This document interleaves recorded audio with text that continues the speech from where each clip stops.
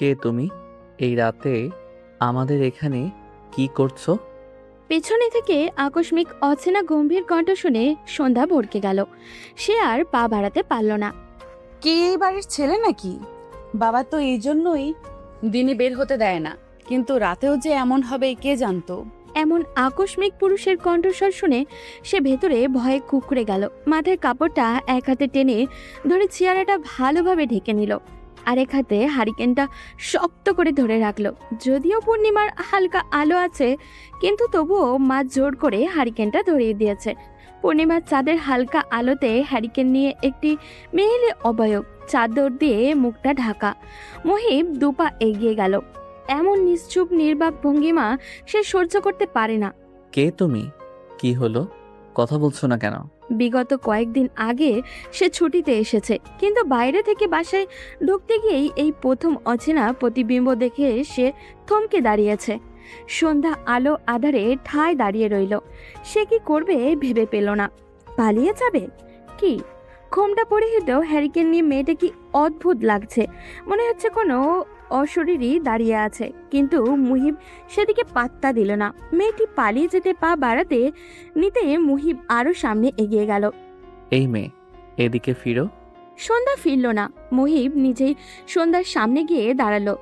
যদিও বা রাত, কিন্তু পূর্ণিমার হালকা আলো আছে, আর মেয়েটির মুখের সামনে থাকা হ্যারিকেনের আলোতেই সবকিছু আরো বেশি স্পষ্ট। মেয়েটা তার গায়ের চাদর দিয়ে মুখ ঢেকে রেখেছে বলে চেহারা দেখা যাচ্ছে না। মুহিব পর্যবেক্ষণ করলো। এই রূপ গঠনের মেয়ে এর আগে সে এ পাড়ায় তো দেখেছে বলে মনে হচ্ছে না। এই রূপ অচেনা মেয়ে তাদের বাসার উঠানে কি করছে সেটা জানার জন্য তার আরো আগ্রহ বেড়ে গেল। সন্ধ্যা চাদরের আড়ালে তার সামনে আকস্মিক দুটো পা এসে দাঁড়াতে হকচকিয়ে পিছিয়ে গেল। সে কিছু বলতে মুখ খুলতে নিতেই ছোট বোনের ডাকে থেমে গেল। পেছন থেকে কুসুম এসে সন্ধ্যার পিছের চাদরের কোণাটা ধরে টান দিতেই তার মাথা থেকে চাদর আঁচল নিচে পড়ে গেল।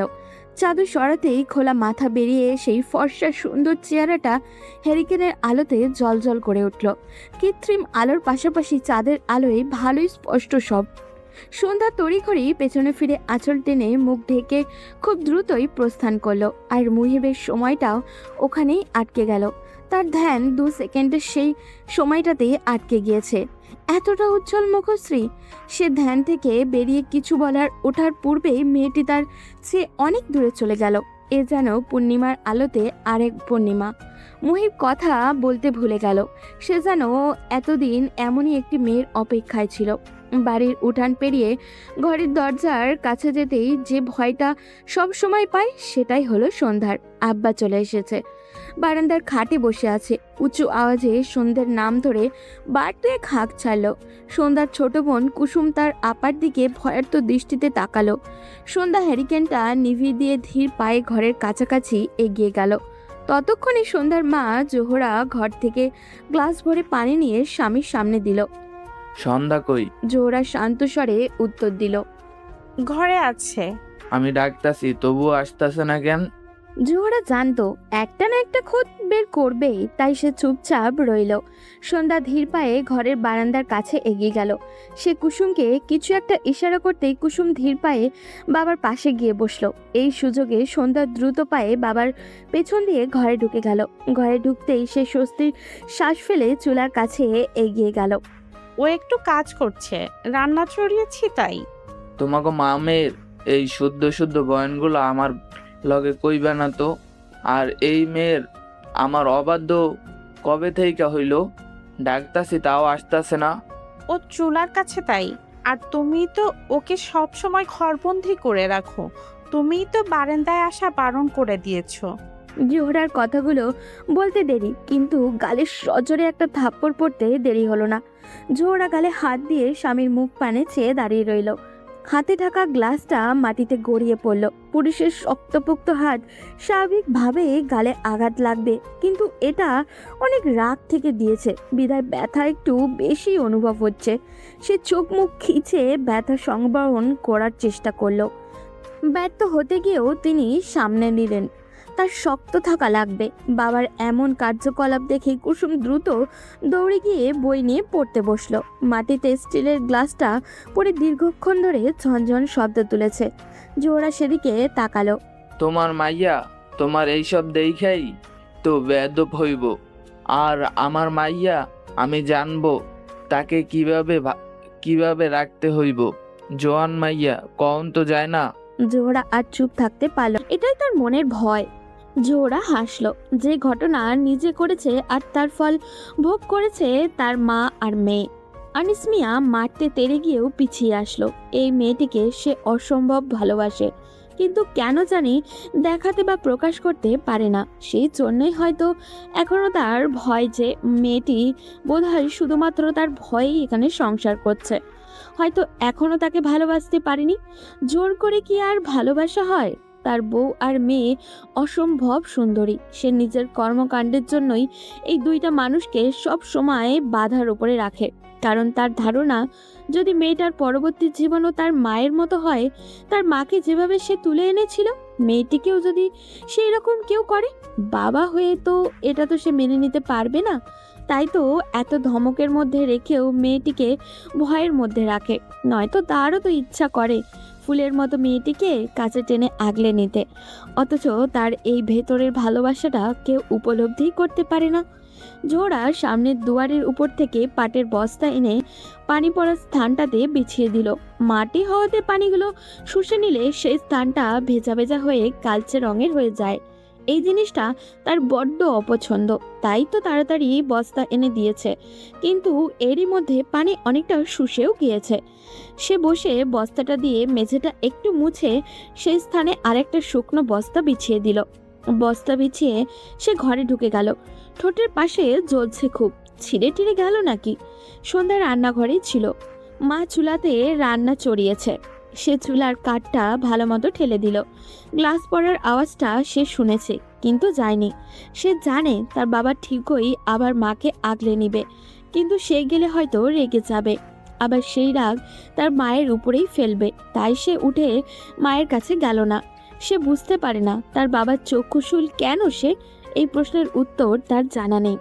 রাতে খেয়ে দিয়ে শুতেই কুসুম বোনকে জড়িয়ে নিল।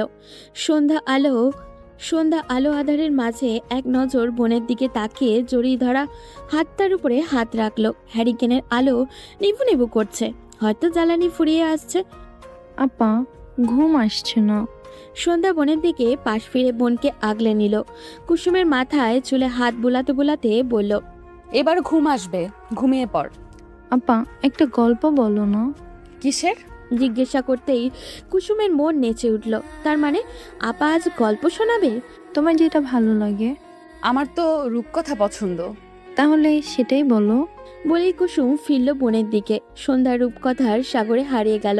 তারও ইচ্ছা করে রূপকথার রাজকন্যাদের মতো করে মুক্ত পাখির মতো বিচরণ করতে। তারপর একটা সময় কোনো এক রাজপুত্র এসে ভালোবাসার চাদরে মুড়িয়ে নিয়ে যাবে। সন্ধ্যা হাসলো। এসব কি ভাবছে সে? রূপকথার জীবন কি কোনোদিনও ও মানুষ পায়? বেশ কিছু সময় পরে সে গল্প শেষ করে পাশ ফিরতে গিয়েই খেয়াল করলো কুসুম তাকে জড়িয়ে ধরা অবস্থায় ঘুমিয়ে পড়েছে। সন্ধ্যা হেসে বোনকে আরও আগলে নিল। পাশ ফিরে হ্যারিকেন বন্ধ করতে নিতেই অনুধাবন করলো তাদের বাড়ির পেছনে কেউ হয়তো হাঁটছে।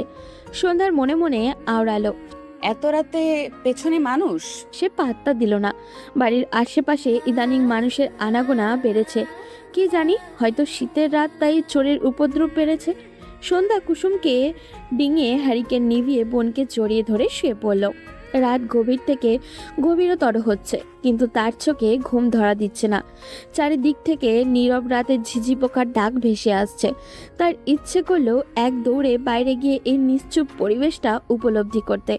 তার মাঝে মাঝে ইচ্ছে হয় মুক্ত পাখির মতো অন্যদের মতো করে বাইরে বিচরণ করতে, কিন্তু বাবার কড়া নিষেধ। সে পেরে ওঠে না। মাঝে মাঝে বনের উছিলায় বের হওয়া হয়।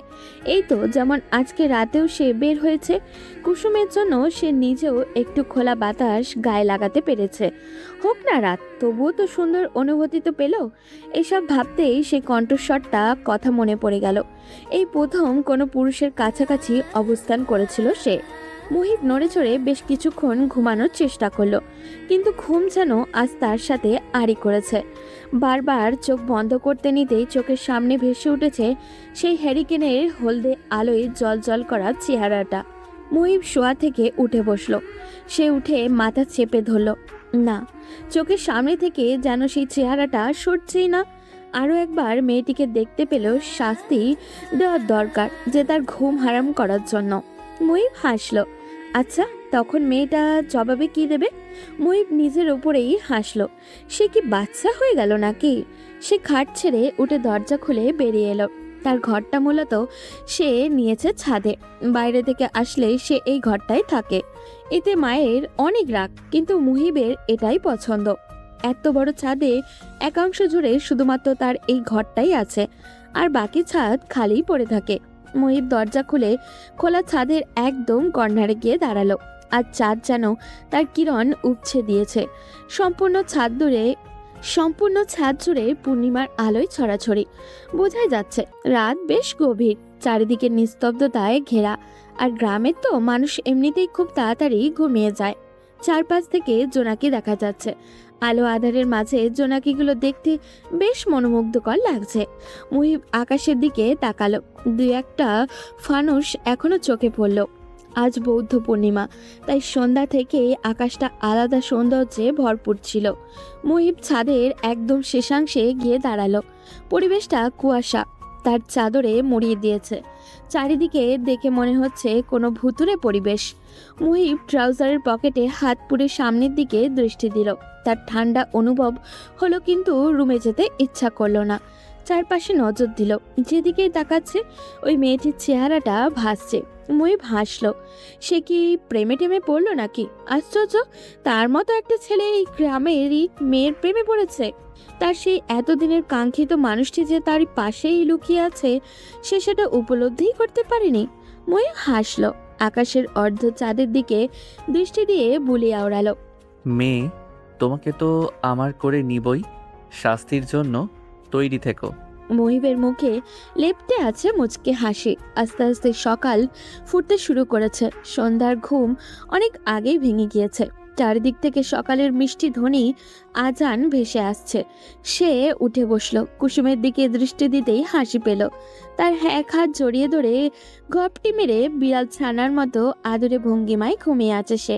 সন্ধ্যা এগিয়ে গিয়ে বোনের মাথায় পরব আদরে হাত বুলিয়ে দিয়ে বার দুয়েক ডাকলো, কিন্তু কুসুম নড়ে চড়ে বিরক্তিসূচক শব্দ তুলে পাশ ফিরে গেল। সন্ধ্যা হাসলো। সে বালিশের পাশ থেকে ওড়নাটা নিয়ে ভালোভাবে গায়ে জড়িয়ে নিল। এরপরই উঠে গিয়ে হারিকেনটা ধরালো। যদিও আবার সকালের আজান পড়েছে, কিন্তু এখনো অন্ধকারটা ভাবটা আছে বিধায় এটা জ্বালানো। সে হ্যারিকেন ধরিয়ে ঘরের দরজা খুলে উঠানোর কলপারে এগিয়ে গেল।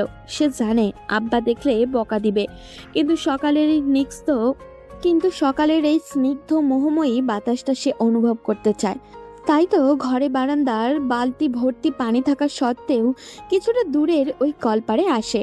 যদিও বা পুরো গ্রাম এই সময় নিশ্চুপ থাকে বিধায় সন্ধ্যা এই জায়গাতে এই সময় আসে, নয়তো আসতো না।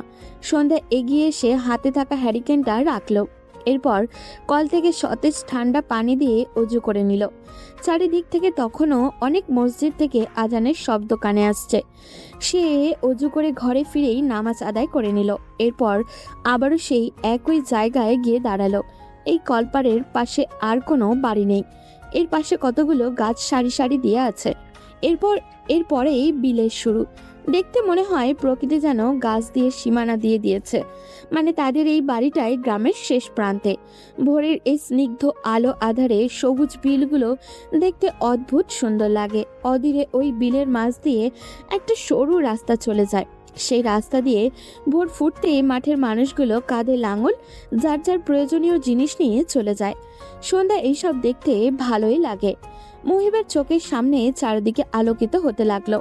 শহরে এমন অনেকবার পড়তে বা বন্ধুর সাথে আড্ডা দিতে দিতে চোখের সামনে দিন হয়ে গিয়েছে, কিন্তু আজকের মতো সুখ অনুভব আর কোনো দিনও হয়নি। মুহিব লম্বা শ্বাস ফেলে জ্যাকেট নিয়ে নেমে পড়ল। এরপরেই ঘরের দরজা খুলে বেরিয়ে গেল। আজ সে নিজের গ্রাম দেখবে। ছোট থেকেই শহরে পড়াশোনার জন্য থাকা বলে কোনো সময় এইভাবে নিজের গ্রামের সৌন্দর্য দেখা হয়নি।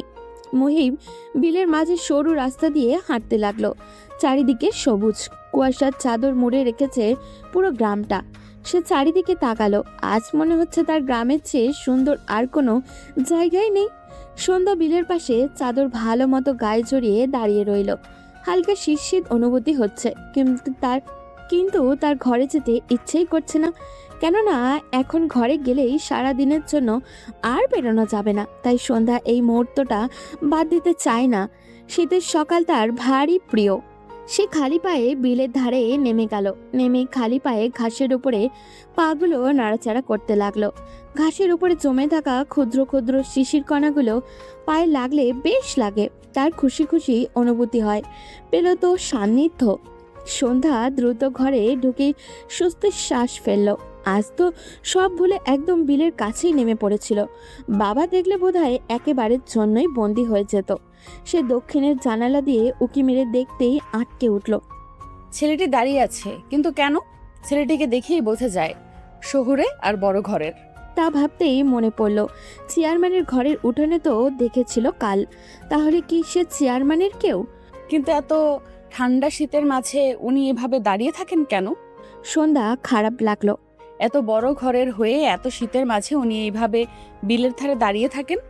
সন্ধ্যার মনে খারাপ লাগা কাজ করলেও একদিকে কেন জানি ভালোই লাগে।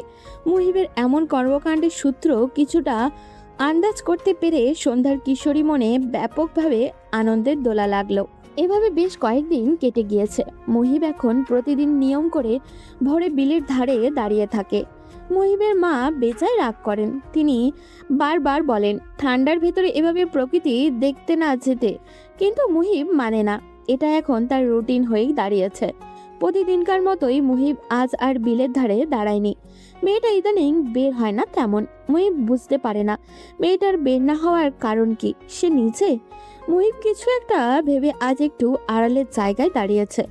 মুহিবের ধারণা অনুযায়ী সন্ধ্যা আজ উঠানে এসেছে। সে উঠান পেরিয়ে বিলের ধারে এসে দাঁড়ালো। একটু উকি দিয়ে দেখলো না, আজ আসেনি। সন্ধ্যার মন খারাপ হলো, কিন্তু তার তো খুশি হওয়ার কথা। মুহিব ধান ক্ষেতের মাঝখানে থেকে বেরিয়ে আগের জায়গা হিসেবে সরু রাস্তাটিতে উঠে এলো। তা দেখেই সন্ধ্যা আটকে উঠল। সন্ধ্যার এমন ধরা পড়ার মুখভঙ্গিমা দেখে মুহিব হাসলো। আজ মেয়েটি ফুল হাতা জামার সাথে ওড়না দিয়ে মুখ ঢেকে আছে। কে জানে এই ওড়নার আড়ালে এত সুন্দর একটি চেহারা লুকিয়ে। কিন্তু সেই সৌভাগ্যবান যে কেউ হতে পারে না, তা হয়েছে মুহিব। সে খুশি হলো। যাক তার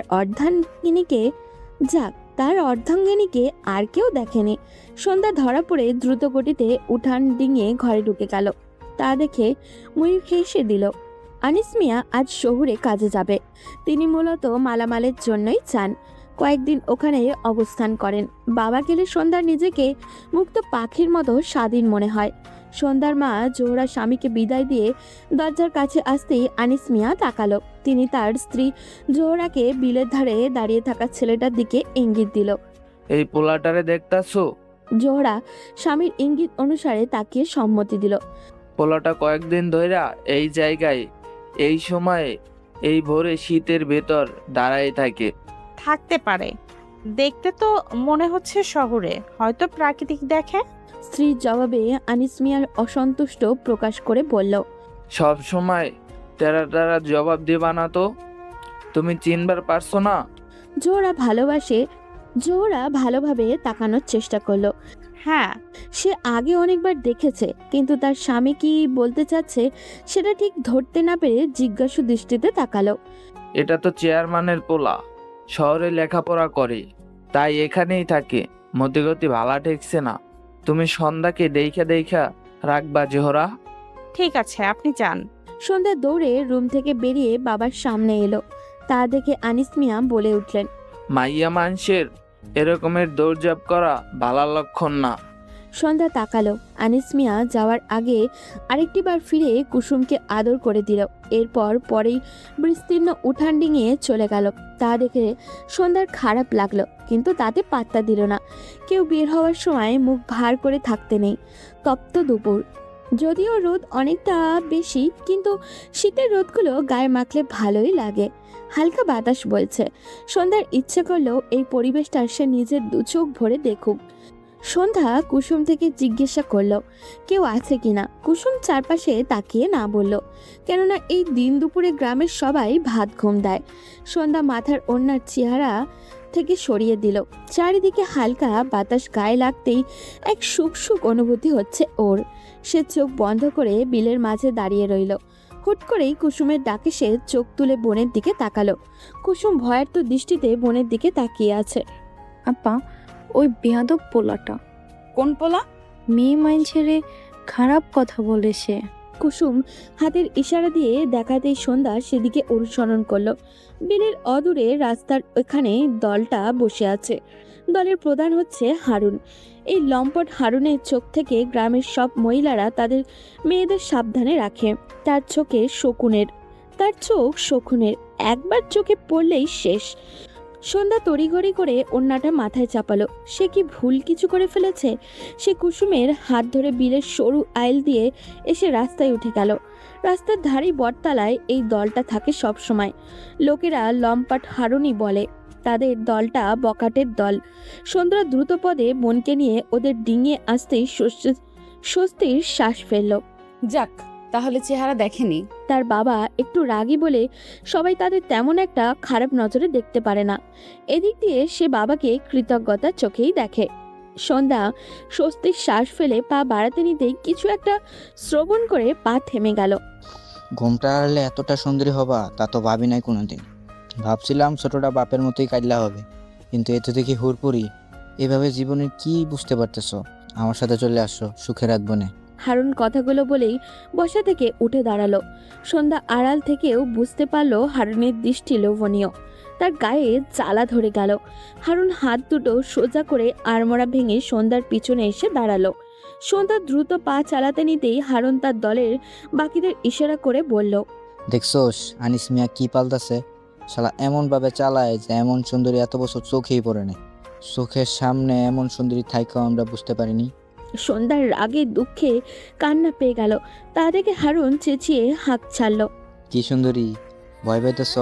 ভয় নাই, হারুন আছে তোমার লগে। এখন থেকে তুমি শুধু হারুনের। তা বলতেই পাশ থেকে কয়েকজন ছেলে হারুনকে ইঙ্গিত দিতেই হারুন হেসে উঠল। আচ্ছা, এমন সুন্দরী নাকি আমার পোলাপানরাও চায়? তাই তুমি সবার প্রথমে হারুনের, তারপর বাকি সবার। বলে সবাই হো হো করে বিশ্রী ভাবে এসে উঠতেই সন্ধ্যা বোনের হাত ধরে দ্রুত পা চালালো। কুসুম কিছু বলতে যাবে তার আগেই সন্ধ্যা হাত চেপে ধরলো। এইসব লম্পট মানুষের সাথে ফেসে গেলে তো শেষ। আর তার উপরে হারুন চেয়ারম্যানের ভাইপো। এক কথায় শহুরে বাউন্ডেলের ছেলে গ্রামের নিতান্তই সাধারণ মেয়ের মাঝে আবদ্ধ হয়ে গেল। কথায় আছে না, কিশোরী মনের আবেগে কোনো বাধা মানে না।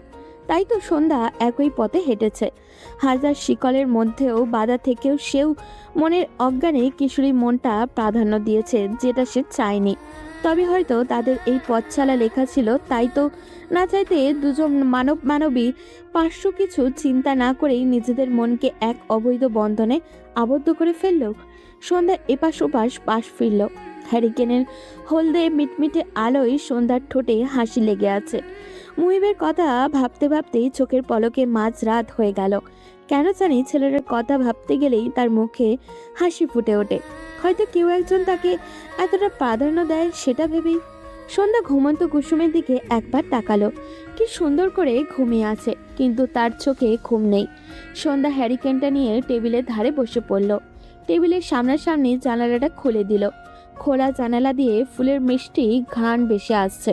নিম গাছের ফুলের স্নিগ্ধ মোহময়ী ঘ্রাণটা সন্ধ্যার ভারী পছন্দ। আধারে চারিদিক থেকে ঝিঝি পোকার ডাক ভেসে আসছে। জোনাকিরা রাতের আধারে তাদের হলদে আলোয় অন্ধকারের মাঝে তাদের সৌন্দর্যের কিরণ ছড়াচ্ছে। সন্ধ্যা ব্যাগের কোণে থেকে কুসুমের হাতে দেওয়া চিঠিখানা খুলল। মুহিবের হাতে দেওয়া এটাই তার প্রথম চিঠি। কথায় আছে না, প্রথম যে কোনো কিছুই সুন্দর। সন্ধ্যা হ্যারিকেনের মিটমিটে আলোতে চিঠিখানার উপরে হাত বুলিয়ে দিল। এরপরেই চিঠিখানা খুলে পড়তে আরম্ভ করলো। কি সম্বোধন করব? আমি এখনো তোমার নাম জানি না, কিন্তু সেদিন পূর্ণিমার আলোতে মনে হয়েছে চাঁদের প্রতিচ্ছবি দেখলাম। শহরে ছিলাম বিধায় শখের বশে অনেকবার চিঠি লেখা হয়েছে পরিবার আর বন্ধুদের, কিন্তু আজকেরটা ভিন্ন। কেন জানি শব্দ গোলমাল হয়ে যাচ্ছে, তবুও লিখতে বসলাম। যেটাই লিখছি না কেন মনে হচ্ছে আমি তাল হারিয়ে ফেলছি। প্রিয়, কোনো এক কাল বৈশাখীর বিকালে যখন চারদিকটা নিকষ কালো আধারে ঢেকে যাবে, রাস্তার সবাই খুব তাড়া নিয়ে বাড়ি ছুটবে, তখন তুমি আর আমি পাড়ার সালাম চাচার চায়ের দোকানে খুব আরাম করে বসে চা আনতে বলবো। সালাম চাচার চা খেয়েছো? স্বাদ অনেক। সেই একসাথে চা পান করার মুহূর্তের সঙ্গী কি হবে? যেমনটা করে মুহূর্তেই কালো আকাশের বুক ছিঁড়ে আলোর বিকিরিত হবে, আর তোমার চেহারার মুচকি হাসিটা নিঃশব্দে বলবে আমি আছি। তখন আমিও হেসে চায়ের কাপে চুমুক দিব। বৃষ্টি ভেজা সোদা মাটির ঘ্রাণটা নাকে আসবে। তুমি আমাকে তোমার ওই সুন্দর চোখ দিয়ে আশ্বাস দিবে, যেন তোমার চোখ দুটো বলে উঠবে এভাবেই সঙ্গিনী হয়ে রয়ে যাব। কি পারবে? তোমাকে মুক্ত পাখির মতো রাখবো। কোনোদিন কি সেই সময়টাতে এভাবে স্বাধীনভাবে বৃষ্টি ভেজা সোদা মাটির গন্ধ নিয়েছো, যখন পাহাড়ের অলিতে গলিতে সন্ধ্যা নামবে? সে চোখ বন্ধ করে ভোরের স্নিগ্ধ হওয়া গায়ে লাগাতেই তার মনে হলো পাশে কেউ একজন এসে দাঁড়িয়েছে। সে ভয়ে চোখ খুলতেই দেখলো মুহিব দাঁড়িয়ে আছে। সন্ধ্যা তাকালো। এই প্রথম লোকটিকে একদম কাছ থেকে দেখেছে, যে লোকটা তাকে এক পলক দেখার জন্য তীব্র শীতের মাঝেও দাঁড়িয়ে থাকে। এতটা গুরুত্ব তাকে কেউ কোনোদিনও দেয়নি, তাই এত মায়া অনুভব হয় তার প্রতি। সন্ধ্যা ওড়না ভালো মতো চেপে সরে আসলো। সরেই আশেপাশে তাকালো। মুহিব হাসলো আর বলল, ভয় নেই, এই সময় কেউ থাকে না, তুমি জানোই। আপনি উত্তর পেয়েছি তাই এসেছি। এই ঠান্ডার ভেতরে এইভাবে এখানে দাঁড়ান কেন? তোমার দেখা পাওয়ার লোভে। ঠান্ডা লাগে না? তোমাকে দেখার তৃষ্ণাতে সব কিছু সয়ে যায়। মুহিবের শান্ত স্বরে বলা কথাটা সন্ধ্যার কি যেন খুঁজে পেল। এতটা গুরুত্ব সে? সন্ধ্যার জবাবে কিছু বলল না। মুহিব তাকালো। জানো, তুমি পূর্ণিমার মতো সুন্দর। গল্পের ডায়লগ বলবেন না। তুমি গল্পের বইও পড়ো? হ্যাঁ, পড়ি। বাহ, এই যুগে আমার গ্রামে এমন একটা মেয়ে আছে, আমি ভাবতেও পারিনি। মুহিবের কণ্ঠে অবাকের রেশ। সন্ধ্যা চুপ রইল। মুহিব অদূরের কুয়াশায় ঘেরা ধান ক্ষেত গুলোর দিকে দৃষ্টি দিল। সন্ধ্যা, তোমাকে আমি ভালোবাসি। আপনার আর আমার স্থান আলাদা। ভালোবাসার মাঝে কোনো ভেদাভেদ নেই। সমাজ তো আছে। সমাজ থাকবেই, সেটা ইতিবাচক বা নেতিবাচক হোক, সমাজ বলবেই। কিন্তু আমি চাই না কোনোটার প্রভাব পড়ুক। ঠিক আছে, তোমার কথাই হবে। অবশ্যই তোমার মতামতকে সম্মান জানাই। ইতিমধ্যেই ভোর ফুটতে শুরু করেছে। চারিদিকে আস্তে আস্তে আলোকিত হচ্ছে। সন্ধ্যা ঘরের দরজার দিকে তাকালো আর বলল, মা ওঠার সময় হয়ে এসেছে। সে চলে যেতে নিলে মুহিব পথ আটকালো আর বলল, আমি খুব তাড়াতাড়ি পরীক্ষা শেষ করে তোমার কাছে আসব, তোমাকে নিজের সাথে বাঁধিয়ে নিব। সন্ধ্যা পা বাড়ায়। অর্ধেক পথ এসেই হেসে ফিরে তাকায় মুহিবের দিকে। মুহিব নিস্তব্ধতায় ঘেরা রাত উপভোগ করছে। এমন সময় কাঁধে কারো স্পর্শ হয়ে মুহিব ফিরে তাকিয়ে আবারও সামনের দিকে দৃষ্টি দিয়ে স্বাভাবিক কণ্ঠে বলল, তুই? হ্যাঁ মামা। মুহিব সামনের দিকে তাকিয়ে রইল। হারুন বলল, ইদানিং আমারে আর কোনো খোঁজ নেয় না তুমি, কি ব্যাপার? মুহিব হাসলো। তুই একা একা মুচকি হাসতেছস কেন বলতো? কি মনে হচ্ছে? মুহিব হারুনের দিকে তাকিয়ে প্রশ্ন ছুড়ে দিল। তার প্রশ্নের ধরন বুঝতে পেরে হারুন চমকালো।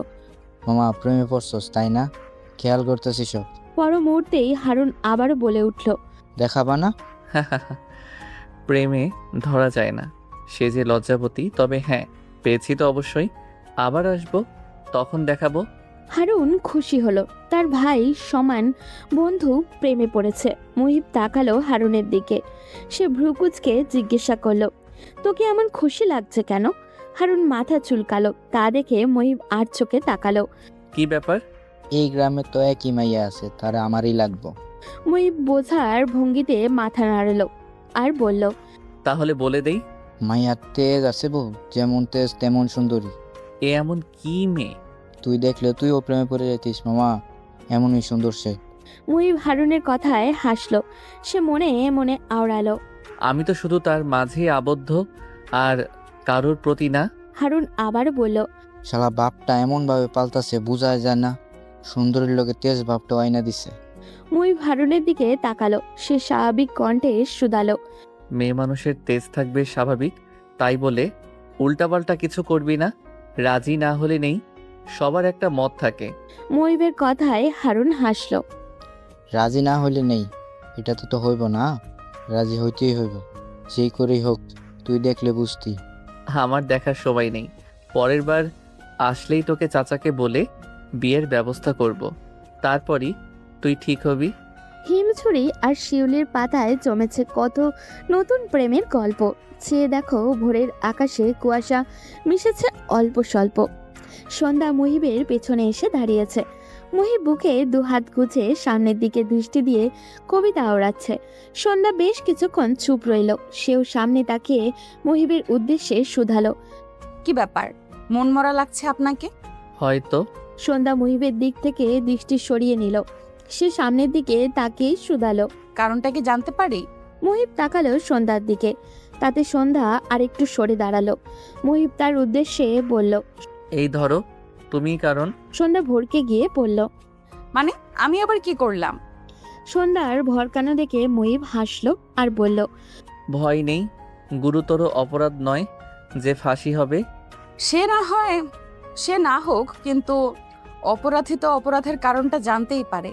সব অপরাধ তো আর জেনে শুনে হয় না। মুহিবের কথা সন্ধ্যা বুঝতে না পেরে নিশ্চুপ রইল। তাতে মুহিব হাসলো। সে আচমকা সন্ধ্যার কাছাকাছি এসে দাঁড়াতেই সন্ধ্যা কয়েক পা পিছু সরে গেল। মুহিব এগিয়ে সন্ধ্যার দিকে তাকিয়ে নিঃশ্বাসগ্রস্ত কণ্ঠে বলল, মেয়ে, তোমার তো শাস্তি প্রাপ্য। কেন বলুন তো?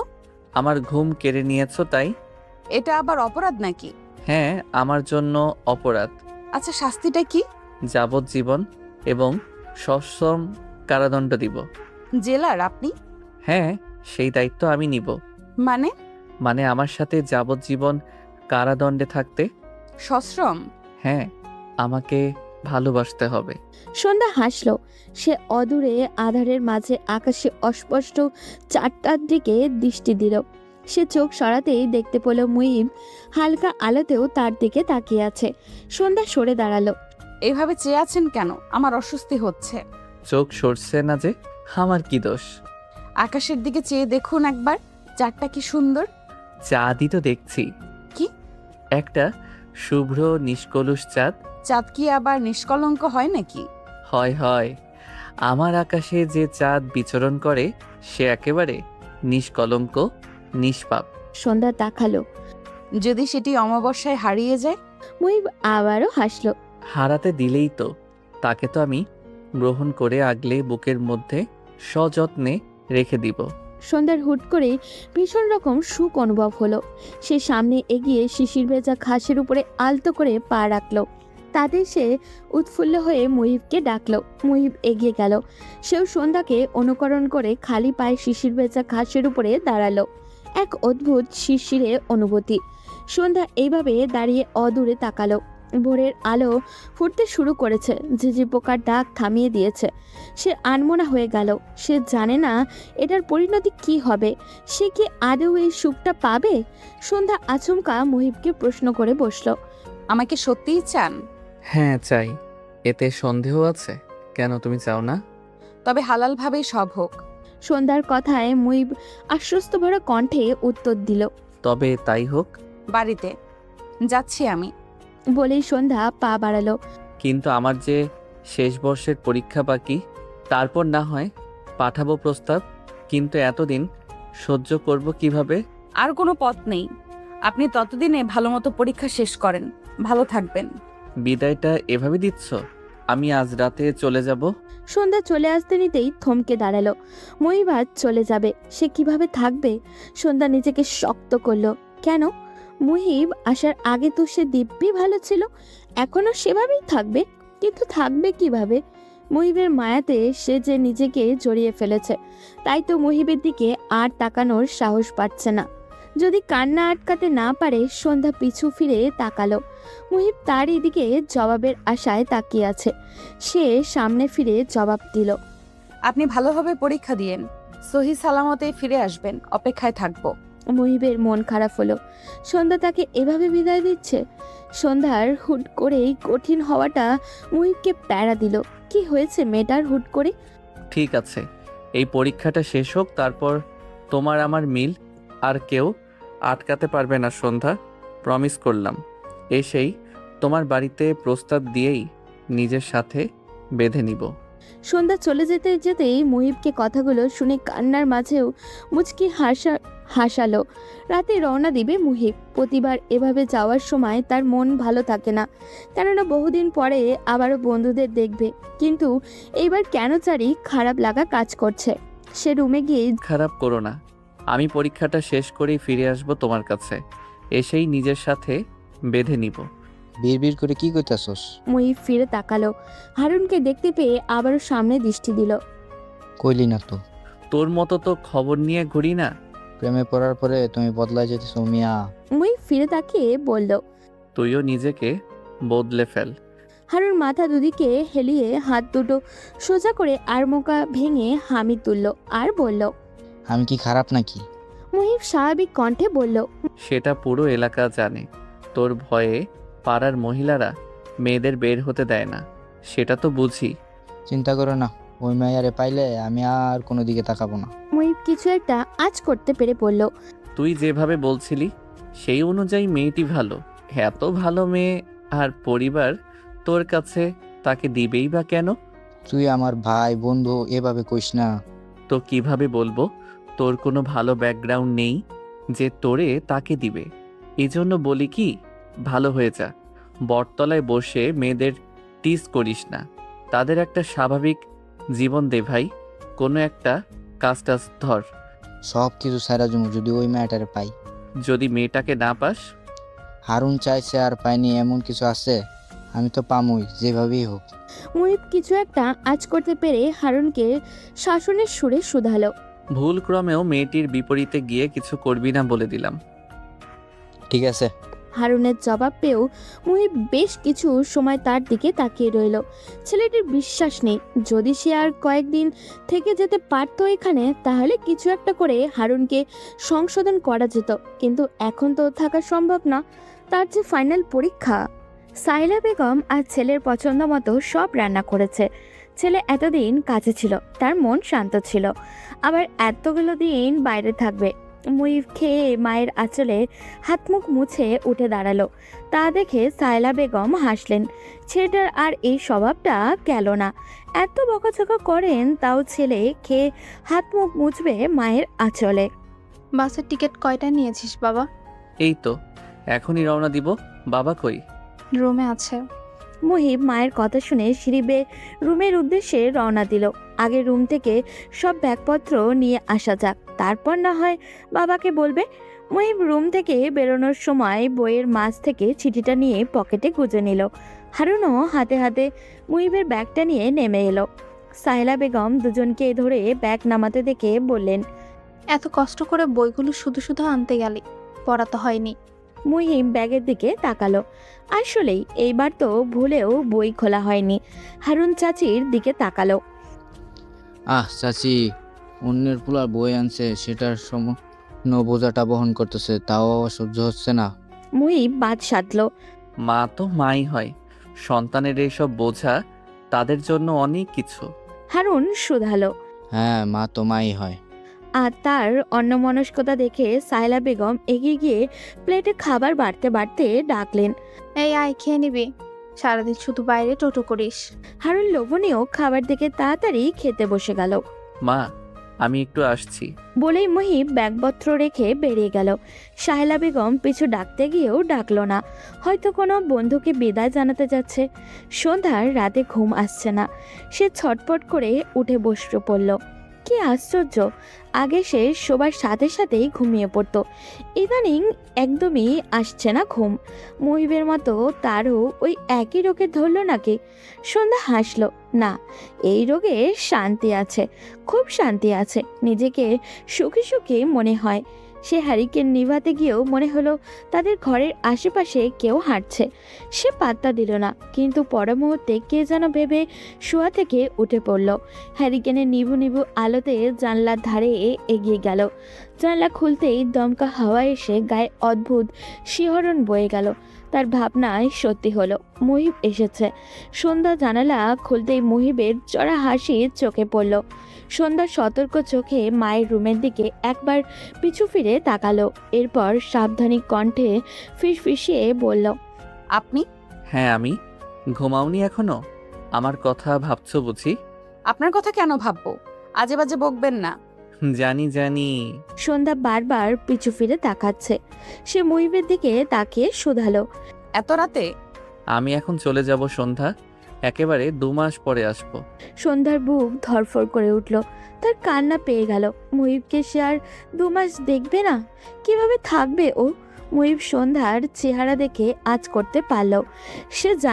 সে জানালো, এর মাঝে আমাদের আর কোনো যোগাযোগ হবে না।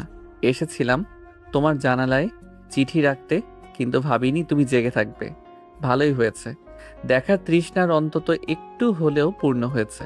ভালো থেকো সন্ধ্যা, আমি ফিরে আসবো খুব তাড়াতাড়ি। বলেই মুহিব চলে যেতে নিতেই পিছু ফিরে তাকালো। এগিয়ে এসে হাতের চিঠিটা সন্ধ্যার কাছে এগিয়ে দিল। কোনো প্রয়োজন পড়লে আমাকে ফিরতি চিঠি দিও। এখানে আমি আমার পোস্ট অফিসের ঠিকানা দিয়েছি। আর মাঝে মাঝে ডাক পিয়ন এলে এগিয়ে যেও। আমি মিস করলে পরীক্ষার মাঝে তোমাকে চিঠি দিব। আপনি পরীক্ষা ভালো মতো দিয়েন। ঠিক আছে, আমি যাচ্ছি। ভালো মতো থেকো। আমি ফিরে তোমাকে নিজের সাথে আগলে নিব। আমি আছি তোমার সাথে। সন্ধ্যার চোখ টলমল করে উঠল। মনে হচ্ছে পলক ফেললেই জল গড়িয়ে পড়বে। মুহিব পিছু ফিরতেই সন্ধ্যা পলক ফেলতেই টুপ করে জল গড়িয়ে পড়ল। মুহিব এসে সযত্নে তা মুছে দিল। আমি আছি তো, এভাবে বিদায় দিও না প্লিজ। আমি যে ভালো থাকতে পারবো না। হাসো। সন্ধ্যা হেসে হাত নাড়াতেই মুহিব পিছু ফিরে এগিয়ে গেল। অর্ধেক গিয়েও সন্ধ্যা বুঝতে পারল মুহিব সন্ধ্যার দিকেই তাকিয়ে রয়েছে। রাতের আধার মেখে প্রেমিক পুরুষের চলে যাওয়ার পথে তাকিয়ে থাকে সন্ধ্যা। বড্ড শীত করে ওঠে তার। হুট করে ভিতরে কাঁপন শুরু হয়। উষ্ণতার অভাবে মন কুকড়ে ওঠে যেন। এমন শীতকাল পেরিয়ে আবারও 2 মাস পরে বসন্ত আসবে নিশ্চয়ই। তখনই হয়তো আবারও সেই পুরুষের সাথে দেখা পাবে। বেশ কিছুক্ষণ পরে মুহিব ফিরে এসে বাবার কক্ষে গেল। বাবা কিছু একটা লিখছেন। মুহিব ডাক দিল, বাবা, আসতে পারি? আজগর শেখ ফিরে তাকালেন। হ্যাঁ আসো। মুহিব বাবাকে বলে বিদায় জানিয়ে রুম থেকে বেরোবে তার আগেই আজগর শেখের ডাকে থেমে গেল। দাঁড়াও একটু, আমি দিয়ে আসবো তোমাকে। মুহিব মন মুহূর্তের মধ্যেই খুশিতে ছেয়ে গেল। এতবার আসা যাওয়াতে এই প্রথম বোধহয় বাবা তাকে স্টেশনে দিতে যাবেন, তাও বা নিজ থেকে। এটা তার বিশ্বাসযোগ্য হচ্ছে না। বাবা নামক মানুষটা সবসময় কাজের মধ্যে ডুবে থাকেন। সেই নিয়ে মুহিবের কোনো খারাপ লাগা বা অভিযোগ ছিল না, কিন্তু আজ নিজে থেকেই বাবা তাকে স্টেশনে দিয়ে আসবেন, সেটা সে ভাবতে পারছে না। মুহিব মায়ের দিকে এগিয়ে গেল। সাহেলা বেগম আঁচলে মুখ ঢাকলেন। তা দেখে মুহিব মাকে জড়িয়ে নিল। আহ মা, আমি তো প্রথম যাচ্ছি না। আবার কবে আসবি? এই তো, এই পরীক্ষাটা শেষ হতেই চলে আসবো। মুহিবের কথার মাঝে হারুন বাদ সাধল। চাচি কইতে হইব না, এবার মুহিব কর আগেই আমি চলে আসবো আর আপনার সঙ্গী আনবো। সাহেলা বেগম কিছু বুঝতে উঠতে পারলেন না। তার আগেই মুহিব হারুনের পিঠে চাপড় মেরে দিল। সে মাকে বিদায় জানিয়ে তড়িঘড়ি করে গাড়ির দিকে এগিয়ে গেল। আজগর শেখ ছেলের মুখের দিকে তাকালেন। তিনি স্ত্রীকে বলে গাড়িতে উঠে গেলেন। স্বামী ছেলেকে বিদায় দিতে যাচ্ছে তা দেখে সাহেলা বেগমের মন খুব খুশি হলো। ছেলেটা তেমনভাবে বাবার সান্নিধ্য কোনোদিন পায়নি। আজ আর হারুন যাবে না, কেননা চাচা যাচ্ছে। মুহিব গাড়িতে উঠে হারুনকে শাসালো যেন ওই ব্যাপারে কোনো ভুল কিছু না করে। হারুন আশ্বস্ত দিলে মুহিব গাড়িতে উঠে পড়তেই আজগর শেখ গাড়ি ছেড়ে দিলেন। তিনি আজ নিজে ড্রাইভ করবেন। বাপ ছেলের মাঝে কেউ ঢুকুক তা তিনি চাচ্ছেন না। আজগর শেখ গাড়ি চালাচ্ছেন। শুনশান গ্রামের নীরব নিস্তব্ধতায় ঘেরা নির্জীব রাস্তা দিয়ে গাড়ি এগিয়ে যাচ্ছে। মুহিব বাইরে তাকিয়ে আছে। তার সন্ধ্যার কথা খুব মনে পড়ছে। 2টা মাস সে কিভাবে থাকবে মেয়েটাকে ছাড়া। সন্ধ্যাকে মনে পড়ছে ভীষণ। আরেকবার দেখা যেতে পারলে তার মন ভরত, কিন্তু তা তো আর সম্ভব না। মেয়েটিকে দেখার তৃষ্ণা তার সারা জীবনেও মিটবে না হয়তো। সর্বোপরি এইবারে পরীক্ষাটা কেমন হবে সেটাও সে ভাবতে পারছে না। আজগর শেখ ছেলের দিকে তাকালেন। ছেলেকে বাইরে অন্যমনস্কভাবে তাকিয়ে থাকতে দেখে তিনি চোখ সরিয়ে নিলেন। তিনি নীরবতা কিভাবে ভাঙবে সেটা ভাবছেন। আশ্চর্য, এলাকার এত বড় নামধারী মানুষ হয়ে তিনি ছেলের সাথে কথা খুঁজে পাচ্ছেন না। এতটা দূরত্ব হয়ে গেল তাদের বাপ ছেলের মাঝে। বেশ কিছুক্ষণ কথা বলতে চেয়েও তিনি কথা খুঁজে পেলেন। মুহিবের পা থেমে গেল। সে আবারও পিছু ফিরে বাবার কাছে এগিয়ে গেল। আজগর শেখ ইতস্তত বোধ করলেন, কিন্তু ছেলেটাকে যে তিনি বড্ড ভালোবাসেন, এই ছেলেটার কষ্ট তিনি সহ্য করতে পারবেন না। মুহিব বাবার ইতস্তত ধরতে পারল না। সে শান্ত কণ্ঠে শুধালো, বাবা বলো, নির্দ্বিধায় বলো। আজগর শেখ ভরসা পেলে তিনি ছেলের দিকে তাকালেন। কাউকে ভালোবাসো? মুহিব চমকে তাকালো বাবার দিকে। ছেলের চমকানো দেখে আজগর শেখ নিজেকে নরম করে হাসার চেষ্টা করলেন।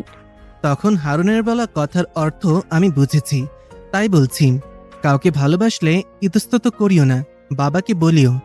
এই বাবা সবসময় থাকবে, আমি নিজেই প্রস্তাব নিয়ে যাব। মুহিব যেন ভরসা খুঁজে পেল। সে বাবাকে জড়িয়ে ধরল।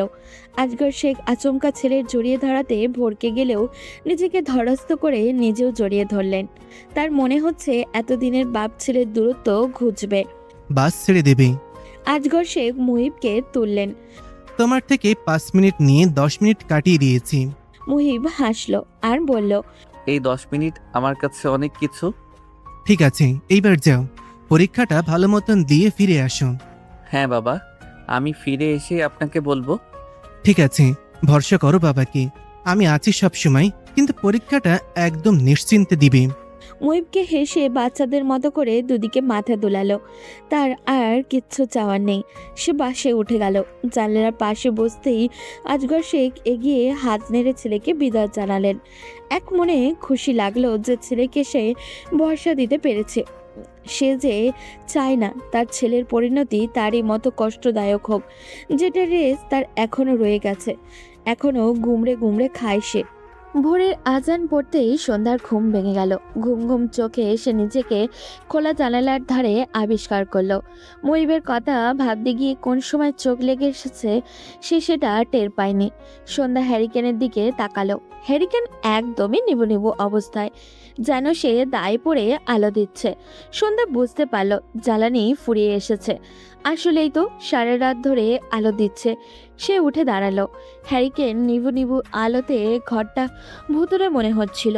সন্ধ্যা তাড়াতাড়ি জ্বালানি নিয়ে এসে হ্যারিকেন ভালোভাবে আলো চালিয়ে দিল। হ্যারিকেনের আলোর দিকে এক মনস্কভাবে তাকিয়ে রইল সন্ধ্যা। তার কেন জানি মনটা ভালো লাগছে না। মায়ের রুম থেকে পায়ের আওয়াজ পেতেই সন্ধ্যার কান খাড়া হয়ে গেল। সে দাঁড়িয়ে পড়ল। মা আসছে, মা এলে বুঝে যাবে সে তেমন একটা ঘুমায়নি। সন্ধ্যা তার হাতে থাকা চিঠিটার দিকে তাকালো। হাতের মুঠোয় রেখে ঘুমিয়ে গিয়েছিল সে, তাই চিঠিটা একদম মুচড়ে গিয়েছে। তার খারাপ লাগলো। মুহিবের দেওয়া স্মৃতিটা সে মুচড়ে ফেলেছে নিজেরই অজান্তে। সন্ধ্যা নিজের ভাবনার উপরে হাসলো। কারোর দেওয়া স্মৃতি কি মুচড়ে ফেলা চায় নাকি? কি অদ্ভুত ভাবনা আসছে তার মাথায়। মায়ের পায়ের আওয়াজ পেয়ে সন্ধ্যা তড়িঘড়ি করে চিঠিটা তার ব্যাগের মাঝে ঢুকিয়ে ফেললো। এরপর উঠে দাঁড়িয়ে মুখ ভালো মতো মুছে নিল। জোহরা রুম থেকে বের হতেই মেয়েকে দাঁড়িয়ে থাকতে দেখে এগিয়ে এলেন। সন্ধ্যা মা। হ্যাঁ মা। জোহরা জহুরি দৃষ্টি ফেললেন মেয়ের দিকে। তা দেখে সন্ধ্যা মাথা নিচু করে দরজায় এগিয়ে যেতেই জোহরা ডাক দিলেন। সন্ধ্যা পিছু ফিরল না। সে ওই অবস্থায় মায়ের জবাব দিল। জি মা, বলো। জোহরা আচমকা সন্ধ্যার সামনে এসে হ্যারিকেন উঁচু করে ধরল। হ্যারিকেন একদম স্পষ্ট তির্যক আলো সন্ধ্যার চেহারায় এসে পড়েছে। ঘুমিয়েছিস ভালো? হ্যাঁ মা। বলেই সন্ধ্যা তড়িঘড়ি করে দরজা খুলে কলপারে এগিয়ে গেল। জোহরা আধারের মাঝে মেয়ের যাওয়ার পানে তাকিয়ে রইল। এরপর সে নিজেও কলপারের দিকে এগিয়ে গেলেন। মা মেয়ে দুজনেই নামাজ আদায় করে জোহরার রুমে চলে গেলেন। ইদানিং তার শরীরটা ভালো লাগছে না। আজ রাতে কেন জানি ঘুম আসেনি। ভোরের আজানের আগে ঘুম এসেছিল একটু। নামাজ পড়ে আবারও কিছু সময় ঘুমালে ভালো লাগবে ভেবে জোহরা ঘুমাতে চলে গেলেন। সন্ধ্যা নামাজ শেষে শীতের কুয়াশা ভেদ করে উঠানের শেষে বিলের কিনারায় গিয়ে দাঁড়ালো। ঠান্ডাটা বেশ ভালোই এসেছে। সে গায়ে থাকা চাদরটা ভালো মতো জড়িয়ে নিল। সে বেশ কিছুক্ষণ দাঁড়িয়ে রইল। তারই অজান্তে দৃষ্টি বারবার এদিক ওদিক ফেলছে। তার খারাপ লাগলো। নিজেরই অজান্তে সে মুহিবকে খুঁজে চলেছে। কোথায় জানি ভীষণ ফাঁকা ফাঁকা লাগছে ওর। ভীষণ মনে পড়ছে। ভোর ফুটতেই শুরু করেছে। দূর দূরান্তে কিছু চোখে দেখা যাচ্ছে না। তার ভালো লাগছে না। সে ঘরে চলে গেল। রুমে গিয়ে দক্ষিণের জানালা খুলে জানালার ধারে বসে পড়ল। মুহিবের প্রথম প্রথম বিলের সরু রাস্তাটা দেখা যাচ্ছে। তার স্মৃতিটুকু মনে পড়ে গেল। ছেলেটা তীব্র ঠান্ডার ভেতরে তার জন্য দাঁড়িয়ে থাকতো। মুহিবকে মনে পড়ছে ভীষণ। সন্ধ্যার চোখ টলমল করে উঠল, যেন পলক ফেললেই টুক করে পানিটা ঝরে পড়বে। সন্ধ্যা বাইরে তাকাতে তাকাতেই পরিপূর্ণ ভোর ফুটে গেল। চারিদিকে সকালের আমেজ শুরু হয়ে গিয়েছে। কৃষকরা কুয়াশা ভেদ করে ঝুপঝুপ শব্দ তুলে ধানের বোঝা কাঁধে নিয়ে সরু রাস্তা দিয়ে গন্তব্যের দিকে এগিয়ে যাচ্ছে। তারা হেমন্তকে পুরোপুরি বিদায় জানিয়ে শীতকে গ্রহণ করে নিচ্ছে। অন্য সময় সন্ধ্যার এসব ভালো লাগলেও আজ কেন জানি ভালো লাগছে না। কিছু সময় পরেই খোলা মাঠে ছেলেমেয়েরা ঘুরে নিয়ে বের হয়ে পড়বে। এই প্রথম সন্ধ্যা এক বসাতে পুরোটা সময় জানলার বাইরে তাকিয়েছিল। আশ্চর্য তার এভাবে খালি খালি লাগছে কেন। জোহরা হাত খোপা করতে করতে রুম থেকে বেরিয়ে এলেন। আজ বেশ বেলা হয়ে গিয়েছে। তিনি মেয়েকে এভাবে জানলা দিয়ে অন্যমনস্কভাবে তাকিয়ে থাকতে দেখে এগিয়ে গেলেন। কাঁধে কারোর হাত পড়তেই সন্ধ্যা তাকালো। মাকে দেখে সে উঠে দাঁড়িয়ে রান্নাঘরের দিকে এগিয়ে গেল। আনিস মিয়া আজ কদিন যাবৎ নেই, তাই আজও জোহরা মেয়েকে কলেজে যেতে তড়িঘড়ি করেন, কিন্তু সন্ধ্যা রাজি হতে চায় না। এমনিতেও মুহিব চলে যাওয়াতে তার মন খারাপ। সন্ধ্যার রাজি না হওয়ার ব্যাপারটা কুসুম মাকে বলতে চাইলে সন্ধ্যা বারণ করে, কারণ এতে মা চিন্তা করবে। জোহরা এসে মেয়েকে কাঁধে হাত রাখে। কি হয়েছে মা? সন্ধ্যা কিছু না বলেই চুপ থাকে। মাকে কি বলবে সে? তার চেয়ে হারুনের ব্যাপারে ভয় জেগেছে।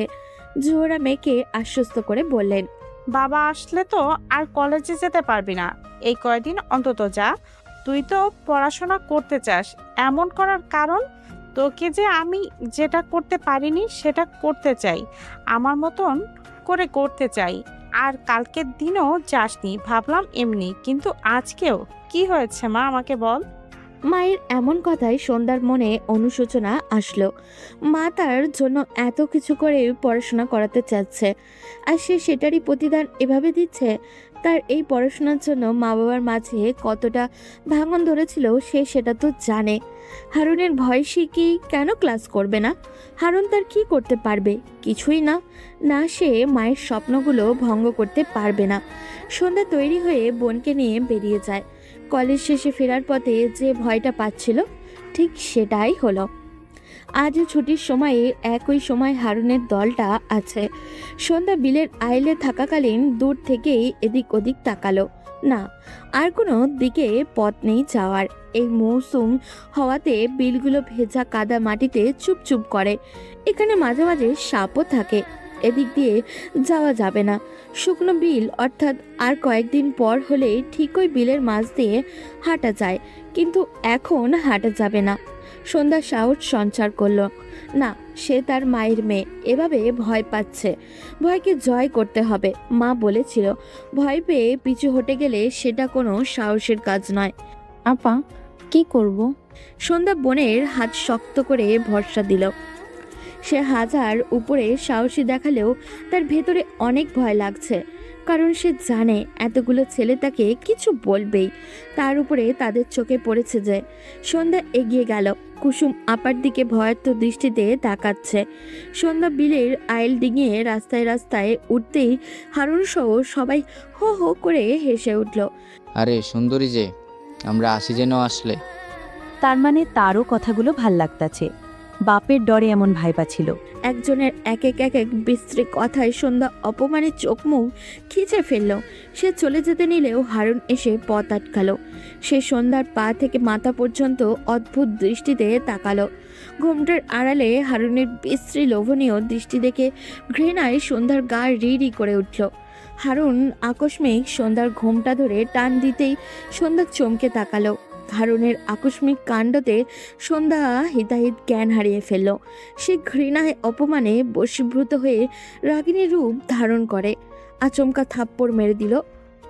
আকস্মিক ঘটনায় সবাই হতবাক। হারুনের বন্ধুরা হাসা বন্ধ করে বসা থেকে দাঁড়িয়ে পড়ল। হারুন গালে হাত দিয়ে তাকিয়ে রইল। তার ঠোঁট কেটে রক্ত পড়ছে। একটা মেয়ে মানুষের হাতে এত শক্তি! জোহরা ভাতের প্লেট দিয়ে সন্ধ্যার ঘরের সামনে দাঁড়িয়ে আছে। সে দুইবার দরজা ধাক্কালো, না, ভেতর থেকে কোনো সাড়া পাওয়া যাচ্ছে না। জোহরা ভাবনায় পড়ে গেল। কলেজ থেকে ফিরে কি হয়েছে মেয়েটার? সে ঘরের বাইরে তাকালো। কুসুমটা কোথাও জানি বেরিয়েছে। এই মেয়েটাকে নিয়েও সন্ধ্যার কাঁধে হাত রাখতেই সন্ধ্যা ফিরে তাকালো। আচমকা জোহরা দূরে সরে গেল। মেয়ের এমন কান্নামাখা ভয় মিশ্রিত চেহারা দেখে থমকে গেল সে দৌড়ে মেয়ের একদম কাছে চলে আসলো। সে উদ্ভ্রান্তের ন্যায় মেয়েকে জিজ্ঞাসা করলো, মা, তোর কি হয়েছে? এমন কেন লাগছে? সন্ধ্যা মায়ের কোমর ছড়িয়ে ধরে ফেলল। তার ভয়ের তো চেহারা দেখে জোহরা মেয়ের দুগালে হাত রাখলো। আদুরে কণ্ঠে বলল, কি হয়েছে মাকে বল। মায়ের ভরসামাখা কণ্ঠে সন্ধ্যা কাপা কণ্ঠে বলল, মা, আমি ভুল করে ফেলেছি। কি করেছিস আর এভাবে হাঁপাচ্ছিস কেন? আমি থাপ্পড় মেরেছি। বলেই সন্ধ্যা নিজের ডান হাতটা সামনে এনে দেখালো। এই হাত দিয়ে। জোহরা মেয়ের কথা বুঝতে পারল না। সে সন্ধ্যার দিকে তাকিয়ে রইল। কি বলছে তার মেয়ে এসব? তার মনে অনেক প্রশ্ন উকি দিচ্ছে। জোহরা নিজেকে শান্ত করলো। আস্তে ধীরে সব জানবে, কিন্তু তার আগেই তার নিজেকে স্বাভাবিক রাখতে হবে। কিন্তু স্বাভাবিক বা কিভাবে থাকবে সে? তার মেয়ে এসব কি বলছে? ততক্ষণে কুসুম রুমের দরজার কাছে এসে দাঁড়ালো। মা, আপা ওই বখাটে হারুনকে থাপ্পড় মেরেছে। জোহরা চমকালো। সে কুসুমের কথা শুনে সন্ধ্যার দিকে তাকালো। এই হারুনকে তো সবাই চিনে। তার ভয়ে পুরো এলাকার মহিলারা তাদের মেয়েদের সাবধানে রাখে। আর তার মেয়ে কিনা সাপের লেজেই পা দিয়েছে। তার আগে সব জানতে হবে। জোহরা নিজেকে শান্ত আর স্বাভাবিক করার চেষ্টা করলো। এমন ভাব করলো যেন সেটা স্বাভাবিক। সে মেয়েদের জিজ্ঞাসা করলেন, মাকে খুলে বল সব। কুসুম এসে শুরু থেকে শেষ পর্যন্ত সব বলতেই জোহরা থমকে দাঁড়ালো। মেয়েদের ভাবভঙ্গিমা দেখে জোহরা নিজেকে স্বাভাবিক করলো। এখন আর আফসোস করে লাভ নেই। যা হওয়ার হয়ে গিয়েছে।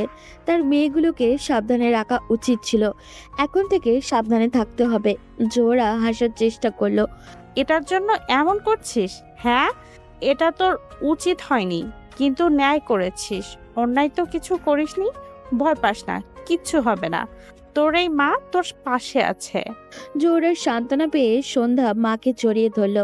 সে মায়ের ভরসা পাচ্ছে, কিন্তু পরে যদি কিছু হয়? জোহরা মেয়েকে জড়িয়ে ধরে ভাবনায় ডুবে গেল। হারুন যদি এটার রেস ধরে কিছু করে বসে? কিন্তু কি বলবে সে? তার মেয়ে যে তার এই তেজি রূপটাই পেয়েছে। সে যে ভুলটা করেছিল সেটারই প্রতিচ্ছবি ভাসছে তার চোখে। জোহরা আঁতকে উঠল। না, এটা কি ভাবছে সে? এটা যে জীবনেও হতে দিবে না। সে বেঁচে থাকবে, এটা হবে না। জোহরা মেয়েকে বুকের মাঝে আঁকলে নিল। সন্ধ্যা মায়ের মুখে ছানার মতো করে ঢুকে গেল। মায়েদের গায়ে একটা অদ্ভুত ক্ষমতা থাকে, যেটাতে একটা সম্মোহিনী মায়া মেশানো আছে, যা মুহূর্তেই ভুলিয়ে দিতে দেয় সমস্ত যন্ত্রণা, হতাশা, যা হাজার ভুলের মাঝেও একটা পূর্ণাঙ্গ ভরসা দেয়। সন্ধ্যা ব্যতিক্রম নয়। সে মায়ের বুকে আরো জাপটে পড়ে কাঁদতে লাগলো। সে জানে তার সাথে মা আছে, কিন্তু কিন্তু কোথাও জানি তার ভয় হচ্ছে ভীষণ। হারুন পারে না এমন কোনো কাজ নেই। দিন পেরিয়ে রাত হলো। গভীর রাতে সন্ধ্যার মনে হলো তাদের ঘরের আশেপাশে কেউ আছে। সন্ধ্যা ভয় পেল। সে উঠে বসতেই জোহরা হ্যারিকেন নিয়ে রুম থেকে বেরিয়ে এলো। অন্য দিনের তুলনায় আজ জোহরার কান বেশি সজাগ হয়ে উঠেছে। সে বড় করে শব্দ করে ডাক দিল। কে ওখানে? জোহরার শব্দ পেয়ে ধূপ ধূপ শব্দ শোনা গেল। মনে হলো কেউ দৌড়ে পালাচ্ছে। জোহরা সন্ধ্যার মাথায় হাত বুলিয়ে ভরসা দিল। শুয়ে পড় মা। জোহরা নিজের জায়গায় শুয়ে পড়তেই সন্ধ্যা উঠে হ্যারিকেনের দিকে এক দৃষ্টিতে তাকিয়ে রইল। তার এই ব্যাপারটা কি আর কাউকে বলা উচিত? আর কেউ বলতেই সন্ধ্যার মুহিবের কথা মনে পড়ল। কেননা মুহিবকে দেখতে এলাকার বড় ঘরেরই মনে হয়েছিল। মুহিব তাকে একটা চিঠি দিয়েছিল যাওয়ার আগে। সেই চিঠিতে তার শহরের পোস্ট অফিসে ঠিকানা দেওয়া আছে। সে কি ব্যাপারটা মুহিবকে বলবে? তার কি তাকে অবগত করা উচিত সে যে কাউকে থাপ্পড় দিয়ে মেরেছে? সন্ধ্যা তড়িঘড়ি করে উঠে দাঁড়ালো। সে ব্যাগ থেকে মুহিবের শেষবার দেওয়া চিঠিটা নিয়ে বুকে আঁকলে নিল। হাতে কলম দিয়ে লিখতে গিয়েও সে লিখল না। থাক, পরীক্ষার মাঝে আবার মুহিব চিন্তা করবে। আজ কুসুমের পরীক্ষা শুরু। জোহরা সন্ধ্যাকে কলেজে যেতে দেয়নি। সন্ধ্যা নিজেও যাবে না। স্কুল বেশি দূরে নয়, এই এলাকার পথ দিয়ে কিছু দূর হাঁটলেই স্কুল, কিন্তু বিলের আইল ধরে হাঁটলে একদমই কাছে। জোহরা কুসুমকে স্কুলে পাঠিয়ে দিয়েছে। সে চায় না বাড়িতে সন্ধ্যা একা থাকুক। দুপুরের আজান পড়ে গেছে সেই অনেকক্ষণই যাবৎ, কিন্তু কুসুমের আসার সারা শব্দ নেই।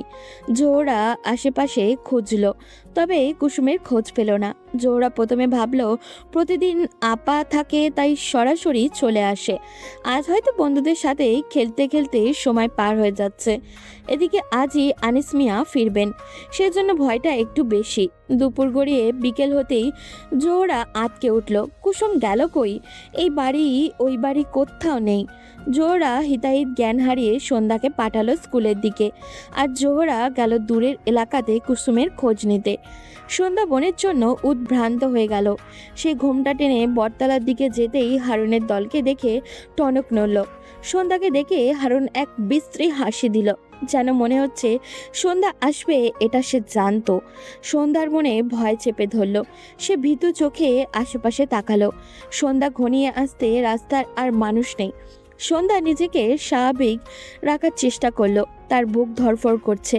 সে পিছু ফিরে আসতে নিতেই হারুন বসা থেকে লাফ দিয়ে সামনে এসে তার পথ আটকে ফেলল। সন্ধ্যা ভিতরে ভিতরে নিজেকে প্রস্তুত করলো।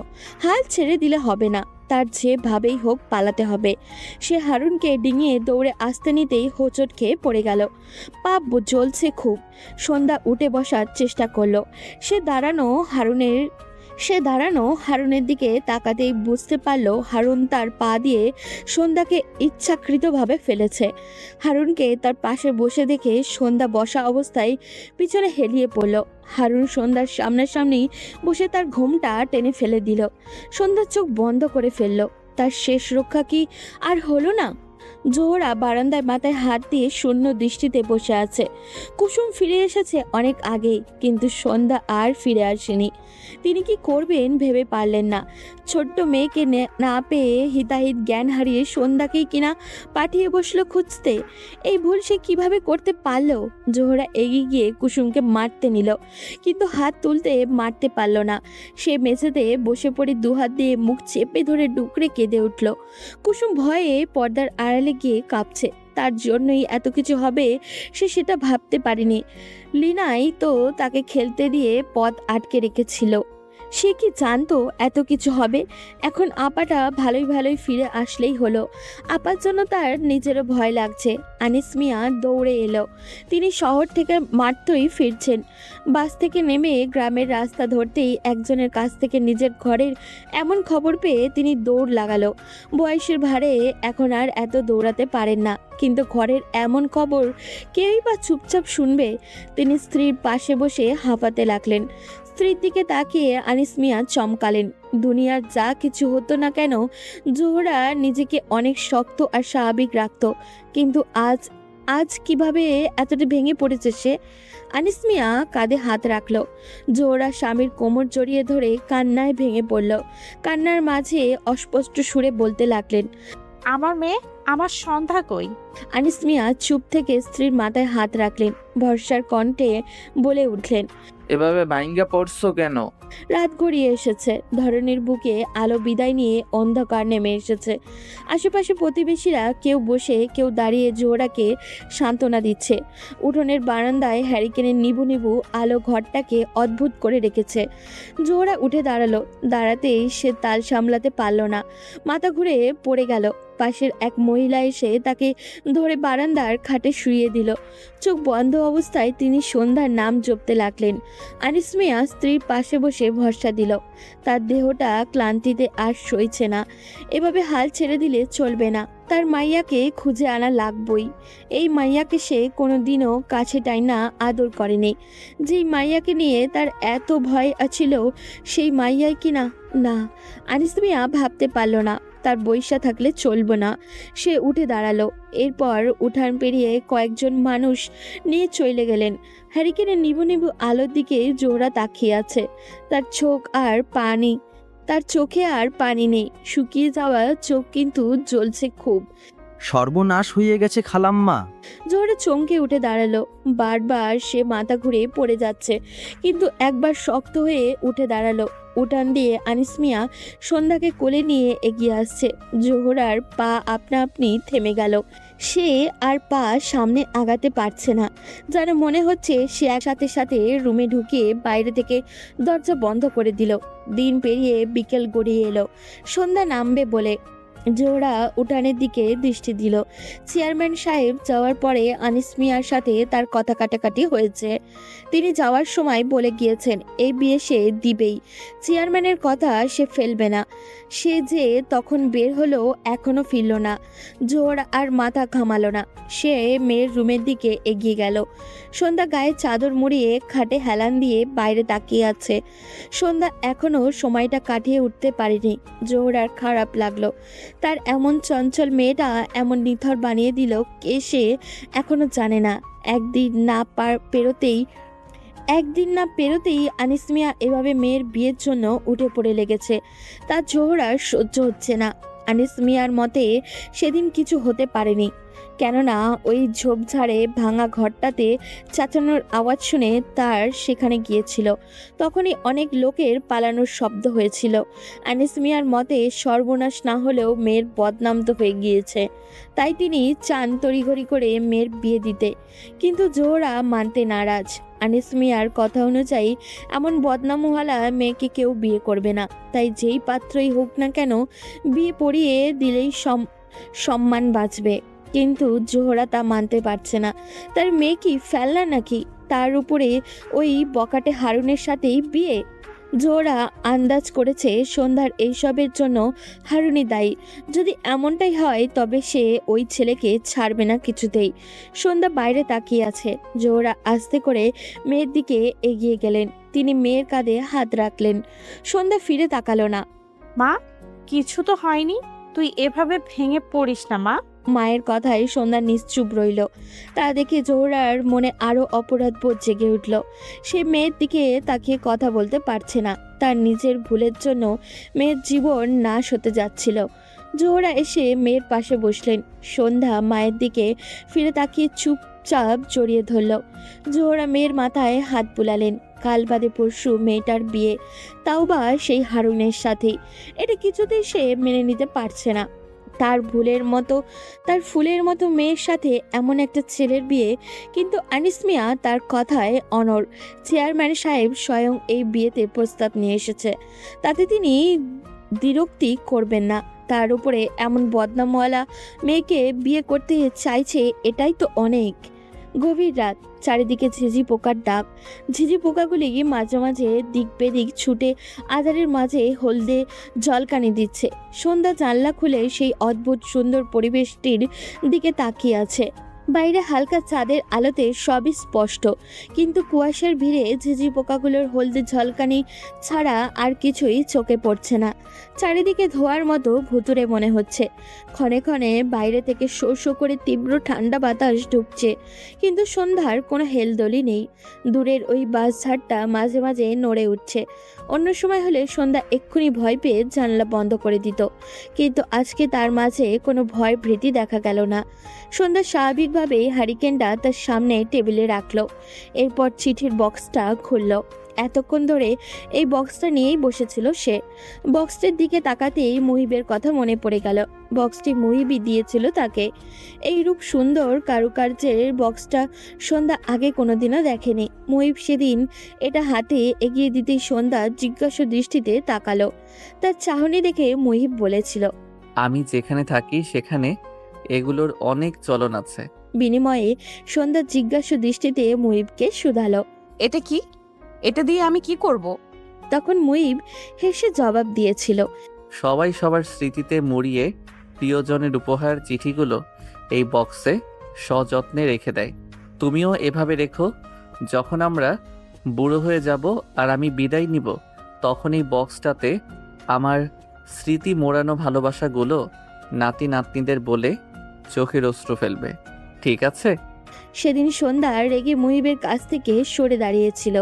তার এইরূপ কাণ্ড দেখে মুহিব উচ্চস্বরে হেসে দিয়ে বলেছিল, এখনো তো বিদায় নিচ্ছি না, তোমার সাথে আরো বহু বছর একসাথে কাটানোর বাকি, তারপরই তো বিদায় নিব।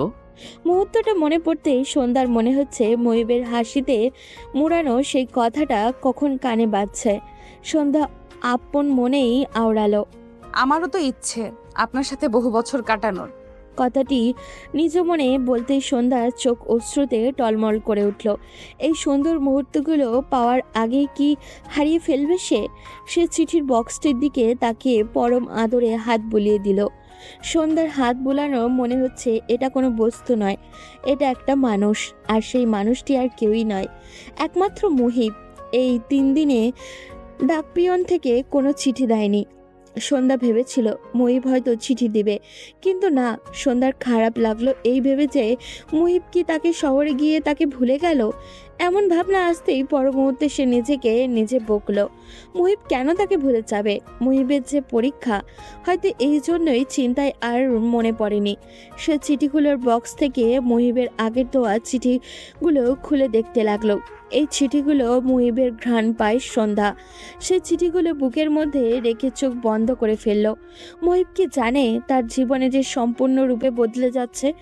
সন্ধ্যার চোখ গড়িয়ে অশ্রু পড়ল।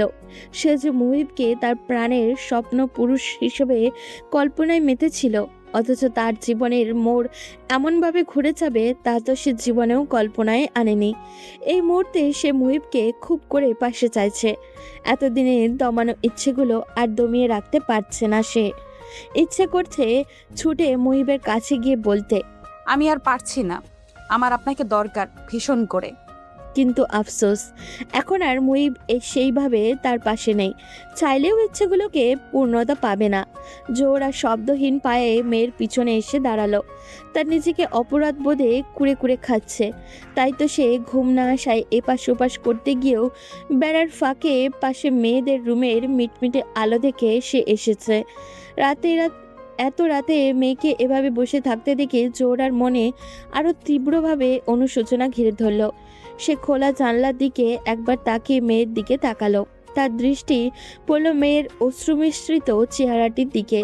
জোহরা মেয়ের কাঁধে হাত দিতে চাইলেও হাত গুটিয়ে নিল। থাক না সে একটু নিজের মতো করে। জোহরা ধীর পায়ে পিছু ফিরে চলে আসতে নিতেই সন্ধ্যা একই স্থান থেকে ডাক দিল, মা। জোহরা ফিরে তাকালো। আজ 3 দিন পর সন্ধ্যা তাকে ডাকলো। তা কথা বলল। এই 3 দিন সন্ধ্যা কোনো কথা বলেনি, সম্পূর্ণ নিশ্চুপ ছিল। জোহরা এগিয়ে আসতেই মেয়ের হাতে চিঠির বক্স থেকে মেয়ের দিকে তাকালেন। সন্ধ্যা শান্তস্বরে বলল, বসো। জোহরা মেয়ের দিকে তাকালেন।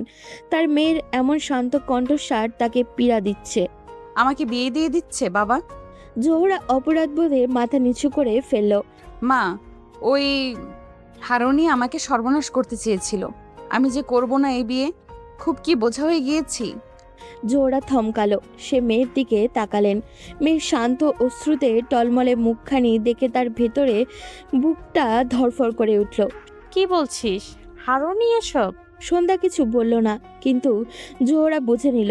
জোহরা মেয়েকে বুকে জড়িয়ে নিলেন। সন্ধ্যা মায়ের বুকে নিজেকে আরো গুটিয়ে চুপচাপ চোখ বন্ধ করে নিল। জোহরা মেয়েকে দুহাতে আগলে নিয়ে হ্যারিকেনের দিকে তাকিয়ে বসে রইল। বেশ কিছুক্ষণ পরে সন্ধ্যা নিজেই মাকে বলল।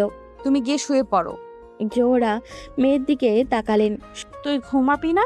হ্যাঁ। সন্ধ্যার এমন ছোট জবাব পেয়ে জোহরা উঠে দাঁড়ালো। পা বাড়াতে গিয়ে সে একবার পিছু ফিরে মেয়ের দিকে তাকালেন। এরপর চোখ মুছে রুম ত্যাগ করলেন। সন্ধ্যা একটা কাগজ এগিয়ে নিল। হ্যারিকেনের মৃদু আলোয় গুটি গুটি অক্ষরে লিখল। আপনার সন্ধ্যা ভালো নেই, আপনাকে দরকার, ভীষণ করে দরকার। ভালোবাসেন তো ফিরে এসে নিয়ে যান আমাকে। যদি এটা অকেজো আবদার, তবুও বলছি, আপনাকে খুব করে পাশে চাইছি। লেখা শেষ হতেই সেই কাগজটা সযত্নে খামিয়ে ঢুকিয়ে ফেলল। হ্যারিকেনের জ্বালানি ফুরিয়ে আসার আগ পর্যন্ত সন্ধ্যা একইভাবে খোলা জানালার ধারে বসে রইল। চোখের সামনেই আধার কাটিয়ে ভোর ফুটতে শুরু করেছে। ঠান্ডার জোরটা আরও বেড়ে গিয়েছে। সন্ধ্যা দরজা খুলে বিস্তীর্ণ উঠান পেরিয়ে সে বিলের ধারে গিয়ে দাঁড়ালো। শীতের শেষ এখন, কিন্তু শেষ দিকে যেন শীত আরও বেশি করে পড়েছে। সন্ধ্যা গায়ে ভালো মতো চাদর জড়িয়ে নিল। সে না চাইতেও তার পাশে একবার তাকালো। এই জায়গাটাতে মুহিব দাঁড়িয়ে থাকতো। আজ ভীষণ করে তার উষ্ণ পেতে ইচ্ছা করছে। সন্ধ্যা চোখ ফিরিয়ে অদূরে কুয়াশায় ঘেরা বিলগুলোর দিকে দৃষ্টি দিল। মুহিবকে মনে পড়ছে আজ ভীষণ করে। মুহিব কি তাকে এভাবে মনে করছে? কি জানি, আর কি সে এই সুন্দর মুহূর্তগুলো ফিরে পাবে? না, কিভাবেই এভাবে স্মৃতির আড়ালে ঢেকে পড়বে এইসব। সন্ধ্যা নাগাদ আনিস মিয়া ঘরে ফিরল, তবে খালি হাতে নয়, 2 হাত ভরে বাজার নিয়ে। তিনি বারান্দায় ঢুকতেই হাসি হাসি রবে হাঁক ছাড়লেন। আঁচলে মুছে বারান্দার দিকে এগিয়ে গেল। আনিস মিয়ার এমন উৎফুল্ল ভরা ডাক শুনে সন্ধ্যার রুম ছেড়ে বেরিয়ে এলো। মাত্রই সে মায়ের কাছ থেকে উঠে রুমে গিয়েছিল। রান্না সে করতে চেয়েছিল, কিন্তু আজকে মা কেন জানি করতে দেয়নি। তাই তো জোর করে চালটা বেছে ধুয়ে দিতে এসেছে। মা ইদানিং কেন জানি তাকে চোখে হারাচ্ছে। সন্ধ্যাকে তার বাবা এমন করে কখনো ডেকেছে তা সে মনে করার চেষ্টা করলো, কিন্তু ফলাফল শূন্য। না, তার মনে পড়ছে না। সে জানে না তার বাবা এভাবে ডাকার কারণ কি। যেটাই হোক না কেন, স্বভাবতই সে খুশিই হলো। জোহরা ভরাট মুখে আনিস মিয়ার দিকে এগিয়ে এলো। সে এসেই তার কাছ থেকে বাজারের থলে দুটো এগিয়ে নিয়ে রান্নাঘরের দিকে পা বাড়াতে বাড়াতে ভরাট কণ্ঠে জিজ্ঞাসা করলো। এই অসময়ে বাজার আনার কারণ? স্ত্রীর কথায় আনিস মিয়া খুশি খুশি রবে জবাব দিলেন। ঘরেওয়া ভাবি হইব, কয়েকজন আইয়া সন্ধ্যারে বিয়া পড়াইয়া নিয়া যাইব। জোহরার পা থেমে গেল। সে থমকানো দৃষ্টিতে পিছু ফিরে স্বামীর পানে তাকালো। কি বলছে এইসব? বিয়ে তাহলে আটকায়নি? শেষমেশ তার মেয়ের এমন জীবন হতে চলল। আনিস মিয়া হাঁক ছেড়ে সন্ধ্যাকে আরেকবার ডাকলো। সন্ধ্যা এগিয়ে আসতেই মেয়েকে বললেন। তোর পছন্দের মাছ আনছি মা, আজ ভালা মন্দ খাবি। চেয়ারম্যান সাহেবেই তো জোর করে এইসব বাজার কইরা দিল। সন্ধ্যা তার বাবা নামক মানুষটির দিকে তাকিয়ে রইল। হ্যারিকেনের মৃদু আলোতে বাবাকে আজ ভীষণ সুন্দর লাগছে। সন্ধ্যার অবচেতন মন ভাবল, এটা কি তার বাবার এমন ভালো ব্যবহারে, নাকি আসলেই তার বাবা সুন্দর? কিন্তু এই রূপ ব্যবহার করার মূলটা শুনতেই সন্ধ্যার মনে হলো পৃথিবীতে তার বাবার মতো কুৎসিত হয়তো আর কারোর বাবা নেই। সন্ধ্যা দৌড়ে রুমে চলে গেল। জোহরা দৌড়ে গিয়ে এসে তাড়াহুড়ো কণ্ঠে জিজ্ঞাসা করলেন। কি বলছো এসব? ঘরোয়াভাবে হবে মানে? সন্ধ্যারে নিয়ে যাবে? এসব কি বলছো? আনিস মিয়া ফিরে তাকালেন। হাই তো চেয়ারম্যান সাহেব তারা দিল বইলা, কালকে আসরের বাদে আংটি পরাইয়া ওরা নিতে আসবো। জোহরা দাঁড়িয়ে রইল। এসব কি বলছে আনিস মিয়া? চেয়ারম্যান তাহলে তার কথা শুনে আরো বেশি দিয়েছে। জোহরার আনিস মিয়াকে আর কিছু বলার প্রয়োজন বোধ মনে করল না। সে বুঝে গিয়েছে আনিস মিয়াকে আর কিছু বলে লাভ হবে না। আনিস মিয়া স্ত্রীর জবাবের আশা না করে আবারও পা বাড়াতে বাড়াতে বলে উঠল। যাই, ইমাম সাহেব আর কয়েকজন বইলা আসি, যাতে আসরের পরে আর কোনো বিয়ে না দেয়। হাজার হোক চেয়ারম্যানের ভাইপো কে মাইয়া দিছি বইলা কথা। জোহরা ঠাই দাঁড়িয়ে রইল।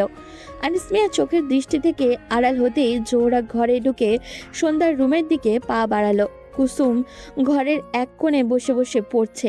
মাকে এভাবে হম্বিতম্বি করে আপার রুমের দিকে যেতে দেখে সে ভাবনায় পড়ে গেল। প্রথমে আপা, এখন আবার মা। সে পুরোপুরি বুঝতে না পারলেও কিছুটা হলেও বুঝছে যে তাদের সংসার সেই সুখের সংসার আর নেই। আপা বদলে যাচ্ছে। আগের মতো আর তাকে গল্প বলে বলে ঘুম পাড়িয়ে দেয় না, এই রকম খিটখিটে মেজাজের হয়ে গেছে। তাই তো সে এখন সব সময় ভালো মেয়ে হয়ে থাকে। মা বা আপা কাউকে আগের মতো আর বিরক্ত করে না। মাগরিব হতেই পড়তে বসে যায়। কুসুম নিজের পড়ার দিকে ধ্যান দিল। জোহরা সন্ধ্যার রুমে ঢুকতেই দরজা বন্ধ করে দিল। দরজা বন্ধ করার খট করে আওয়াজ পেতেই সন্ধ্যা মায়ের দিকে ফিরে তাকালো। জোহরা প্রথমে স্বাভাবিক হওয়ার চেষ্টা করে উঁচু আওয়াজ শুধালো, হ্যাঁ রে, ঘর আধার করে আছিস কেন? হারিকেন জ্বালাবি তো? বলেই তিনি হ্যারিকেন চালিয়ে দিল। এরপর জানলা বন্ধ করে খাটে বসা মেয়ের দিকে এগিয়ে এলেন। আমি এই বিয়ে করব না মা। জোহরা মেয়ের দিকে তাকালেন। মেয়ের এমন গম্ভীর কণ্ঠস্বর শুনে তার খারাপ লাগলো। সে সন্ধ্যার দুগাল ধরে জড়িয়ে ধরে মেয়েকে ভরসা দিলেন। সন্ধ্যা মায়ের কোমর চেপে জড়িয়ে ধরে অশ্রু বিসর্জন দিচ্ছে। জোহরা নিজেও চায় না তার মেয়ের মতের বিরুদ্ধে কিছু করতে। তার উপরে এমন একটা ছেলেকে তো ভুলেও না। সে মেয়ের মাথায় হাত বোলাতে বোলাতে আচমকা বলে উঠল, আমি তোকে যা করতে বলবো করবি তো? ভয় পাবি না তো? মায়ের এমন কথায় সন্ধ্যা মাথা তুলে তাকালো। মেয়ের প্রশ্নবোধক চাহনি দেখে জোহরা হেসে আশ্বস্ত করলো, ভয় নেই, তোর ভালোর জন্যই করব, আর তুই যেটা পারবি সেটাই করতে দিব। সন্ধ্যা ফ্যাল চোখে মায়ের দিকে তাকিয়ে প্রশ্ন করলো, কি করতে হবে মা? জোহরা মেয়ের অশ্রুসিক্ত চোখের দিকে তাকালেন। তার নরম হলে চলবে না। তিনি নিজেকে যত সম্ভবত শক্ত করে বলে উঠলেন, তুই পালিয়ে যাবি। সন্ধ্যা বিস্ফোরিত চোখে মায়ের দিকে তাকালো। কি বলছো মা এসব? জোহরা দুহাত দিয়ে মেয়ের মাথার উপরে পরম আদরে হাত বুলিয়ে বলে উঠলেন, আর কোনো কথা বা প্রশ্ন নয়, যা বলছি তাই করবি। তোর জীবন আমার মতো হতে দিব না, আর ওই বদমাইশ ছেলের কাছে তোরকে জীবনেও সঁপে দিব না। সন্ধ্যা প্রশ্নবোধক চাহনিতে তাকালো। তোমার মতো মানে? জোহরা কথা ঘুরানোর চেষ্টা করে বলে উঠল, আর প্রশ্ন নয়, আমি যা বলছি তাই করবি। এছাড়া আর কোনো উপায় নেই। এখানে থেকে তোর জীবন আমি ধ্বংস হতে দিব না, অন্তত আমি বেঁচে থাকতে না। সন্ধ্যা কান্না করে দিল। এমন বলো না মা, আমি তোমাদের ছাড়া থাকতে পারবো না। নিজেকে শক্ত কর, থাকতে তোকে হবেই। এরপর একটু থেমে আবারও বলে উঠল, তোকে ঢাকায় এক আত্মীয়ের ঠিকানা দিব। আজ রাতের বাস ধরে সোজা ওখানে চলে যাবি। আমি চিঠি লিখে দিব। যতদিন না আমি চিঠি দিব ততদিন আমার সাথে আর যোগাযোগ করার চেষ্টা করবি না মা। আমি জানি আমার মেয়ে পারবেই। বলেই আদুরেভাবে গালে দু হাত রেখে মেয়ের কপালে চুমু দিলেন। সন্ধ্যা অপলক দৃষ্টিতে মায়ের দিকে তাকিয়ে রইল। তার মা কি বলছে সেটা কি আদৌ ওনার বোধগম্য হচ্ছে? সেটা তো কোনোদিনই এই গ্রামের বাইরে পা রাখেনি। সেখানে এমন একটা সিদ্ধান্ত! সন্ধ্যা পেরিয়ে ধরণীর বুকে রাত ঘনিয়ে আসলো। 3 দিকে বিলের শুরুতেই দোচালা বাড়িটাতে চিন্তার শেষ নেই। বাড়ির কর্তা হাসি হাসি রবে উৎফুল্ল। কিভাবে মান সম্মানের সহিত মেয়েকে পার করিয়ে দিবেন সেই চিন্তা। আর বাকি 3 জন, একজন ছোট, না বুঝলেও সেও কিছুটা হলেও বুঝতে পারছে। তার উৎকণ্ঠা তার আপা যেন সুখী হয়, আবারও আগের মতো চঞ্চল হয়ে যায়। আর দুজনের চোখের খুশির রেশটুকু নেই। কখন রাত নামবে আর মেয়েটাকে সাহি সালামাত পার করিয়ে দিতে পারবে, এত বড় সিদ্ধান্ত তার একারই নিতে হলো। আর সন্ধ্যা সব চিন্তার চেয়ে বড় চিন্তাকে সেই আছে।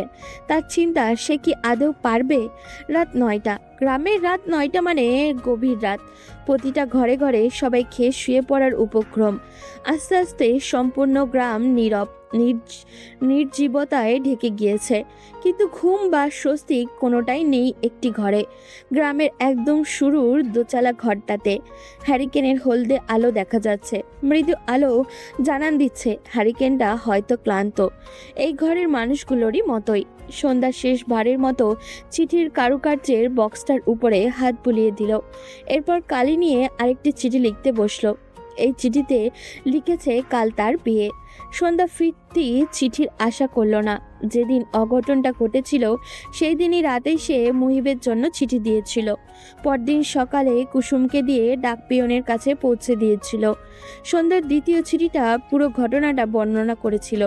একটা আশায় ছিল যে মুহিব হয়তো আসতে না পারুক, একটা ফিরতি চিঠি হলেও দিবে, একটা না একটা পথ সে বের করবেই। কিন্তু না, মুহিবের কাছ থেকে কোনোরূপ চিঠি আর আসেনি। সন্ধ্যা প্রথমে ভেবেছিল চিঠি হয়তো পৌঁছায়নি, কিন্তু ডাকপিয়ন আশ্বস্ত করেছেন চিঠি মুহিবের লেখা ঠিকানাতে ঠিক মতোই পৌঁছে গিয়েছিল। হয়তো মুহিব কোনো কারণে চিঠিগুলো দেখেনি। সন্ধ্যা জানে চিঠিগুলো পড়লে মুহিব নিশ্চয়ই কোনো পথ বের করে দিত। তাহলে কি এই কঠিন পথটা তার দুজন একসাথে পার করতে পারবে না? কিন্তু এইসবের কিছুই হলো না। সন্ধ্যা চিঠিটা লিখে ক্লান্ত পরিশ্রান্ত ভাবে হাতে কালি নিয়ে চিঠিটার উপরে দুহাত দিয়ে বসলো। সে চোখ বন্ধ করে নিল। কত না সুন্দরভাবে সব চলছিল, অথচ আজ সব ভিন্ন দিকে ঘুরে গিয়েছে। হয়তো সবকিছু শেষ হতে চলেছে খুব তাড়াতাড়ি। কি হতো যদি তাদের মিলনটা সুন্দরভাবেই হতো? মুহিব পরীক্ষা শেষে ফিরে আসতো। এরপর পরিবার পরিজন নিয়ে সন্ধ্যার জন্য বিয়ের প্রস্তাব নিয়ে আসতো। খুব হাসি খুশিতে তাদের সেই সুখটা ধরা দিত। কিন্তু এখন আর এটা কোনোটারই হবার নয়। সন্ধ্যা কল্পনায় আনার চেষ্টা করলো। তাদের কল্পনার সেই সুন্দর পথ চলা কি শেষ? কি হতো যদি না তাদের পথ চলাটা ভাবনার মতোই সুন্দর হতো? খুব বেশি কি চাওয়া ছিল এটা? সন্ধ্যা তার ছোট্ট মস্তিষ্ক দিয়ে হাতড়ে খোঁজার চেষ্টা করলো। না তো, খুব তো বেশি কিছু চাওয়া ছিল না। তবু নিয়তি কেন এত নিষ্ঠুর হলো? এই পর্যন্ত মুহিবকে 3টি চিঠি দেওয়া হয়েছে, কিন্তু একটিরও জবাব নেই। 3টি চিঠিতে সে তার অবস্থান জানিয়ে দিয়েছে। তার মা, তার পুরো পৃথিবী, তার প্রিয় একটা অংশ। এই মানুষটিকে ছাড়া সে থাকবে কিভাবে তা তার জানা নেই, কিন্তু থাকতে তো তাকে হবেই। অন্তত এই মনের বিরুদ্ধে গিয়ে অন্য একজন খারাপ মানুষের সাথে তার জীবনটা সে জড়াবে না। জোহরা এগিয়ে এসে আচমকা মেয়েকে জড়িয়ে ধরে ডোকরে উঠলেন। সন্ধ্যা বসা অবস্থায় মায়ের কোমর চেপে জড়িয়ে ধরে চোখ বুজে নিল। সে জানে না আর মায়ের এই ঘ্রাণ নিতে পারবে কিনা। ডোকরানোর শব্দ শুনে সে মাথা তুলে মায়ের দিকে তাকালো। না, তার মা তো কান্না করছে না। তবে কি এটা তার অবচেতন মনের ধারণা? কিন্তু সে জানে তার এই ধারণা সঠিক। তার মা কান্না করছে। মেয়ের সামনে কান্না না করায় বৃথা চেষ্টা চালিয়ে যাচ্ছে, আর তাতে তিনি সফল হলেও সন্ধ্যা কিন্তু ঠিকই বুঝতে পেরেছে। জোহরা মেয়ের দুগালে পরম আদরে হাত রেখে মেয়ের অশ্রু মুছে দিলেন। এরপর ফিসফিস কণ্ঠে শুধালেন, একদম কান্না নয়, তুই ঢাকায় গিয়ে খুব ভালোভাবে বাঁচবি মা। তোর মামা তোকে ফিরিয়ে দিতে পারবে না। মামা তোকে খুব ভালোবাসবে, পড়াশোনা করাবেন, আগলে থাকবি ওখানে। বাবার আদর কিছুটা হলেও উপলব্ধি করতে পারবি। মানুষের মতন মানুষ হ মা। সন্ধ্যা জোহরাকে জড়িয়ে নিল। জোহরাও মেয়েকে আরো চেপে জড়িয়ে নিলেন। যেন মনে হচ্ছে ছেড়ে দিলেই মেয়েটা তার কাছ থেকে অনেক দূরে চলে যাবে। সে তো চায় না এই মেয়েটা তার কাছ থেকে দূরে সরুক, কিন্তু উপায় যে আর নেই। তার মেয়ের জীবন বাঁচাতে হলে তাকে এই যে ত্যাগ করতেই হবে। তার মা মেয়ে দুজনকেই। মুহিব সামনে বই নিয়ে বসে আছে। পরপর 2টা পরীক্ষা দিয়ে সে খুবই ক্লান্ত। কালকের পরীক্ষাটাও অনেক কঠিন। সে দীর্ঘক্ষণ যাবৎ মনের সাথে যুদ্ধ করে মাত্র কয়েকটা প্রশ্নের উত্তর করতে সক্ষম হয়েছে। অথচ এর আগে এমন পরিস্থিতি তার হয়নি। আজ 3 দিন যাবৎ সে শ্বাস ফেলার সময় পায়নি। আর কালকে এমন একটা পরীক্ষা, আর সে কোনো মতে বইয়ে মন দিতে পারছে না। বারবার চোখের সামনে শুধু সন্ধ্যার চেহারাটা ভেসে উঠেছে। মুহিব ভাবনা থেকে সন্ধ্যাকে সরিয়ে বইয়ের মনে দেওয়ার চেষ্টা করলো। কিন্তু এবার সে ব্যর্থ। মহিব মাথা চেপে বইয়ের উপরে বসে রইল। এরপর সামনের খোলা জানালার বাইরে দৃষ্টি দিয়ে আপন মনেই আওড়ালো। তুমি আমার সাথে সাথে আমার মস্তিষ্কটাকেও হাত করে ফেললে। বলেই মুচকি হাসলো। সে বইয়ে আবারও মনোযোগ দেওয়ার চেষ্টা করলো, কিন্তু একইভাবে আবারও ব্যর্থ হলো। মাথা থেকে কিছুতেই সন্ধ্যার কথা সরছেই না। আজ এমন কেন মনে হচ্ছে? সন্ধ্যা ভালো আছে তো? এই কথাটা নিজের মনে আওড়াতেই সন্ধ্যার জন্য তার খারাপ লেগে উঠল। সন্ধ্যাকে সে কথা দিয়েছিল চিঠি দেবে, কিন্তু পরীক্ষার চাপে আর দেওয়া হয়ে ওঠেনি। অথচ সে আসার সময় বলেছিল প্রতিদিন চিঠি দিবে। জানে না মেয়েটা কেমন অভিমান করে আছে। এটা ভাবতেই সন্ধ্যার অভিমানী চেহারাটা মহিবের কল্পনায় হানা দিল। মহিবের অনুশোচনা হলো, মেয়েটাকে যে সে বড্ড ভালোবাসে। কালই একটা চিঠি দিয়ে মন ভালো করে দিবে মহিব ঠিক করলো। কাল সে পোস্ট অফিসে গিয়ে সন্ধ্যা আর পরিবারের জন্য চিঠি পাঠাবে, আর চিঠি জমে থাকলেও তাও নিয়ে আসবে। কে জানে বাবা কতগুলো চিঠি দিল। মহিব সামনের বই সরিয়ে চিঠি লিখতে বসলো। মহিব জানে সন্ধ্যা এত সব অভিমানের মাঝে তার একটিমাত্র চিঠিতেই অভিমান ভুলে যাবে। আজগর শেখ খেয়ে উঠতেই আসমা বেগম জিজ্ঞাসা দৃষ্টিতে বলে উঠলেন, বিয়ে কি কাল? আজগর শেখ জবাব দিলেন না। আসমা বেগম কিছু মনেও করলো না। তার স্বামীকে বিয়ের পর থেকেই এই রকম দেখে আসছে। স্বামীর নীরবতাকে সে ধরে নিল তার কথাই ঠিক। আসমা বেগম আবার শুধালেন, মহিবকে একবার বলা উচিত ছিল না? আজগর শেখ চেয়ার ছেড়ে রুমের দিকে পা বাড়াতে বাড়াতে জবাব দিল, পরীক্ষার মাঝে মুহিবকে বিরক্ত করা লাগবে না।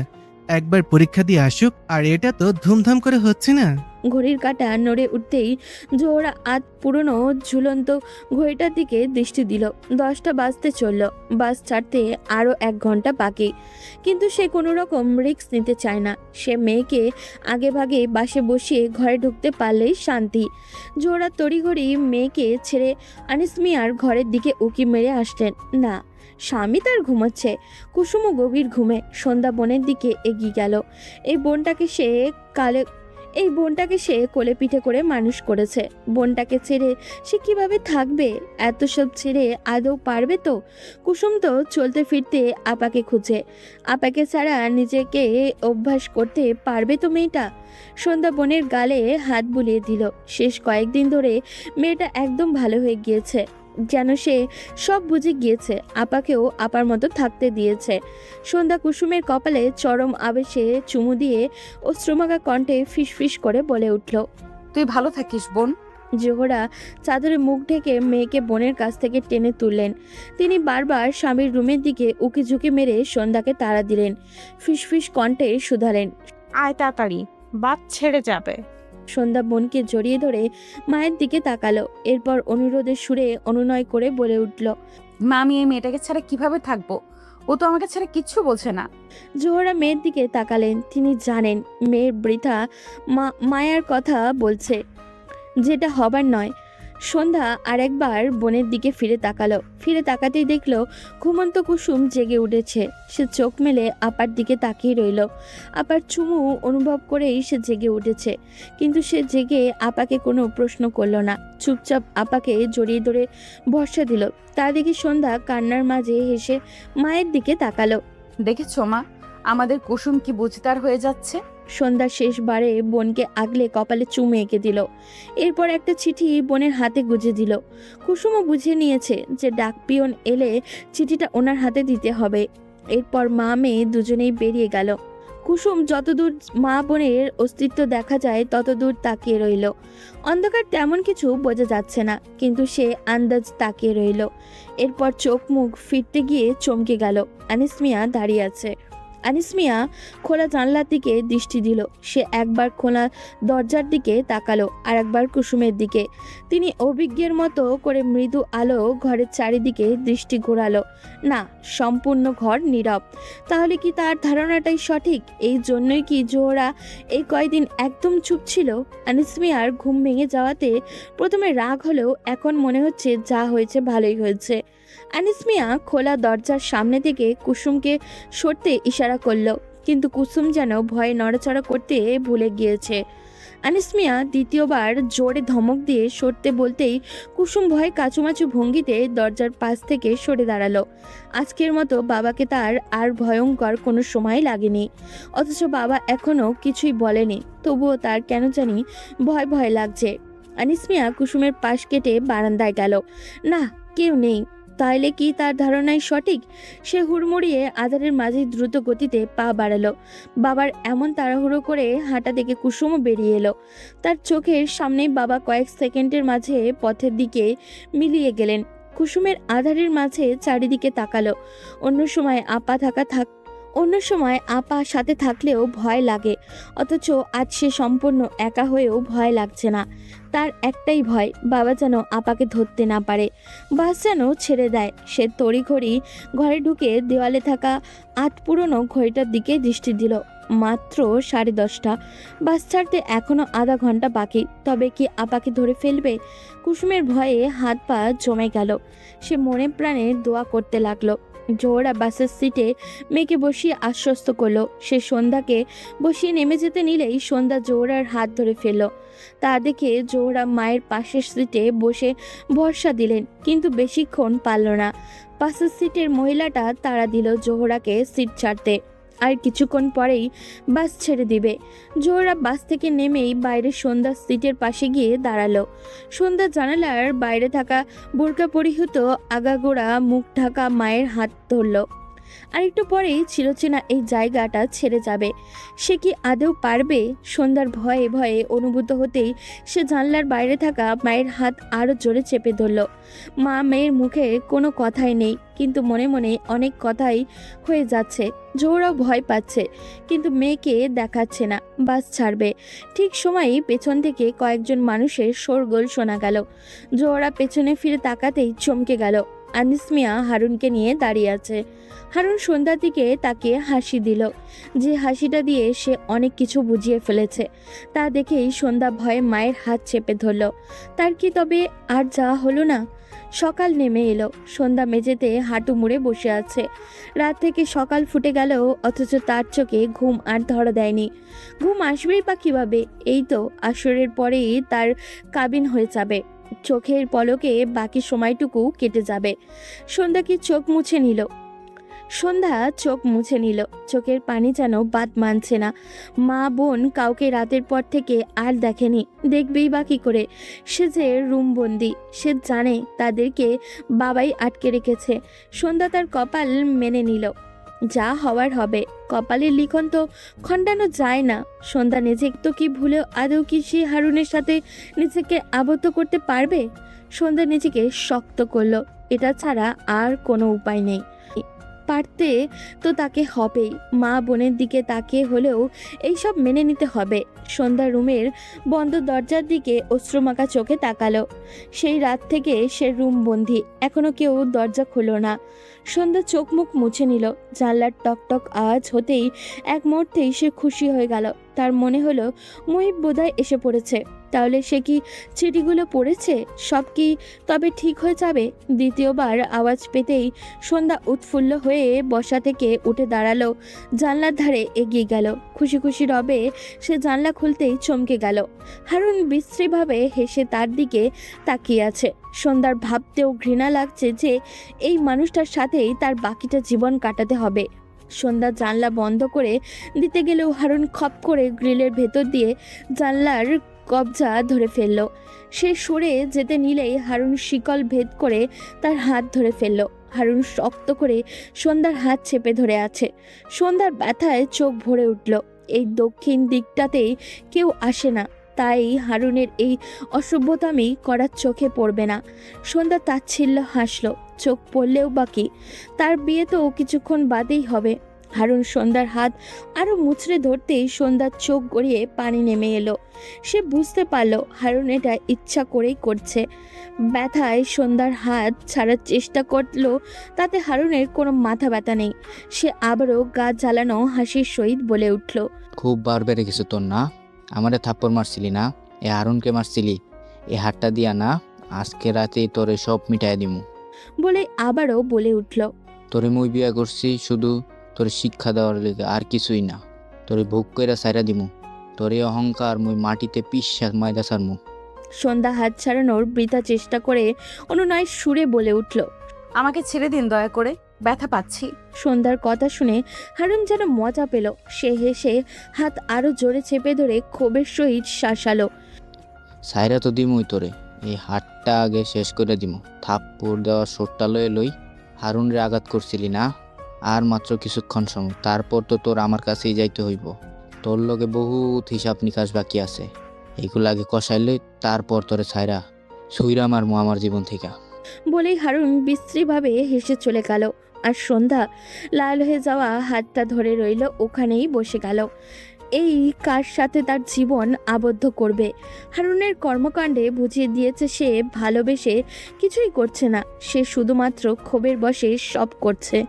ক্ষমা করে দিও আমায় মা, তোমার যোগ্য মেয়ে হতে পারলাম না, আমার স্বপ্ন আমি পূরণ করতে পারলাম না, পড়াশোনা করে তোমার মন মতো তোমার অপূরণগুলো পূরণ করতে পারলাম না। কুসুমি না হয় আমার অপূর্ণতাগুলো পূরণ করে দিবে। জানি তুমি কষ্ট পাবে আমাকে হারিয়ে, বিশ্বাস করো কয়েকদিন গেলেই সব ঠিক হয়ে যাবে।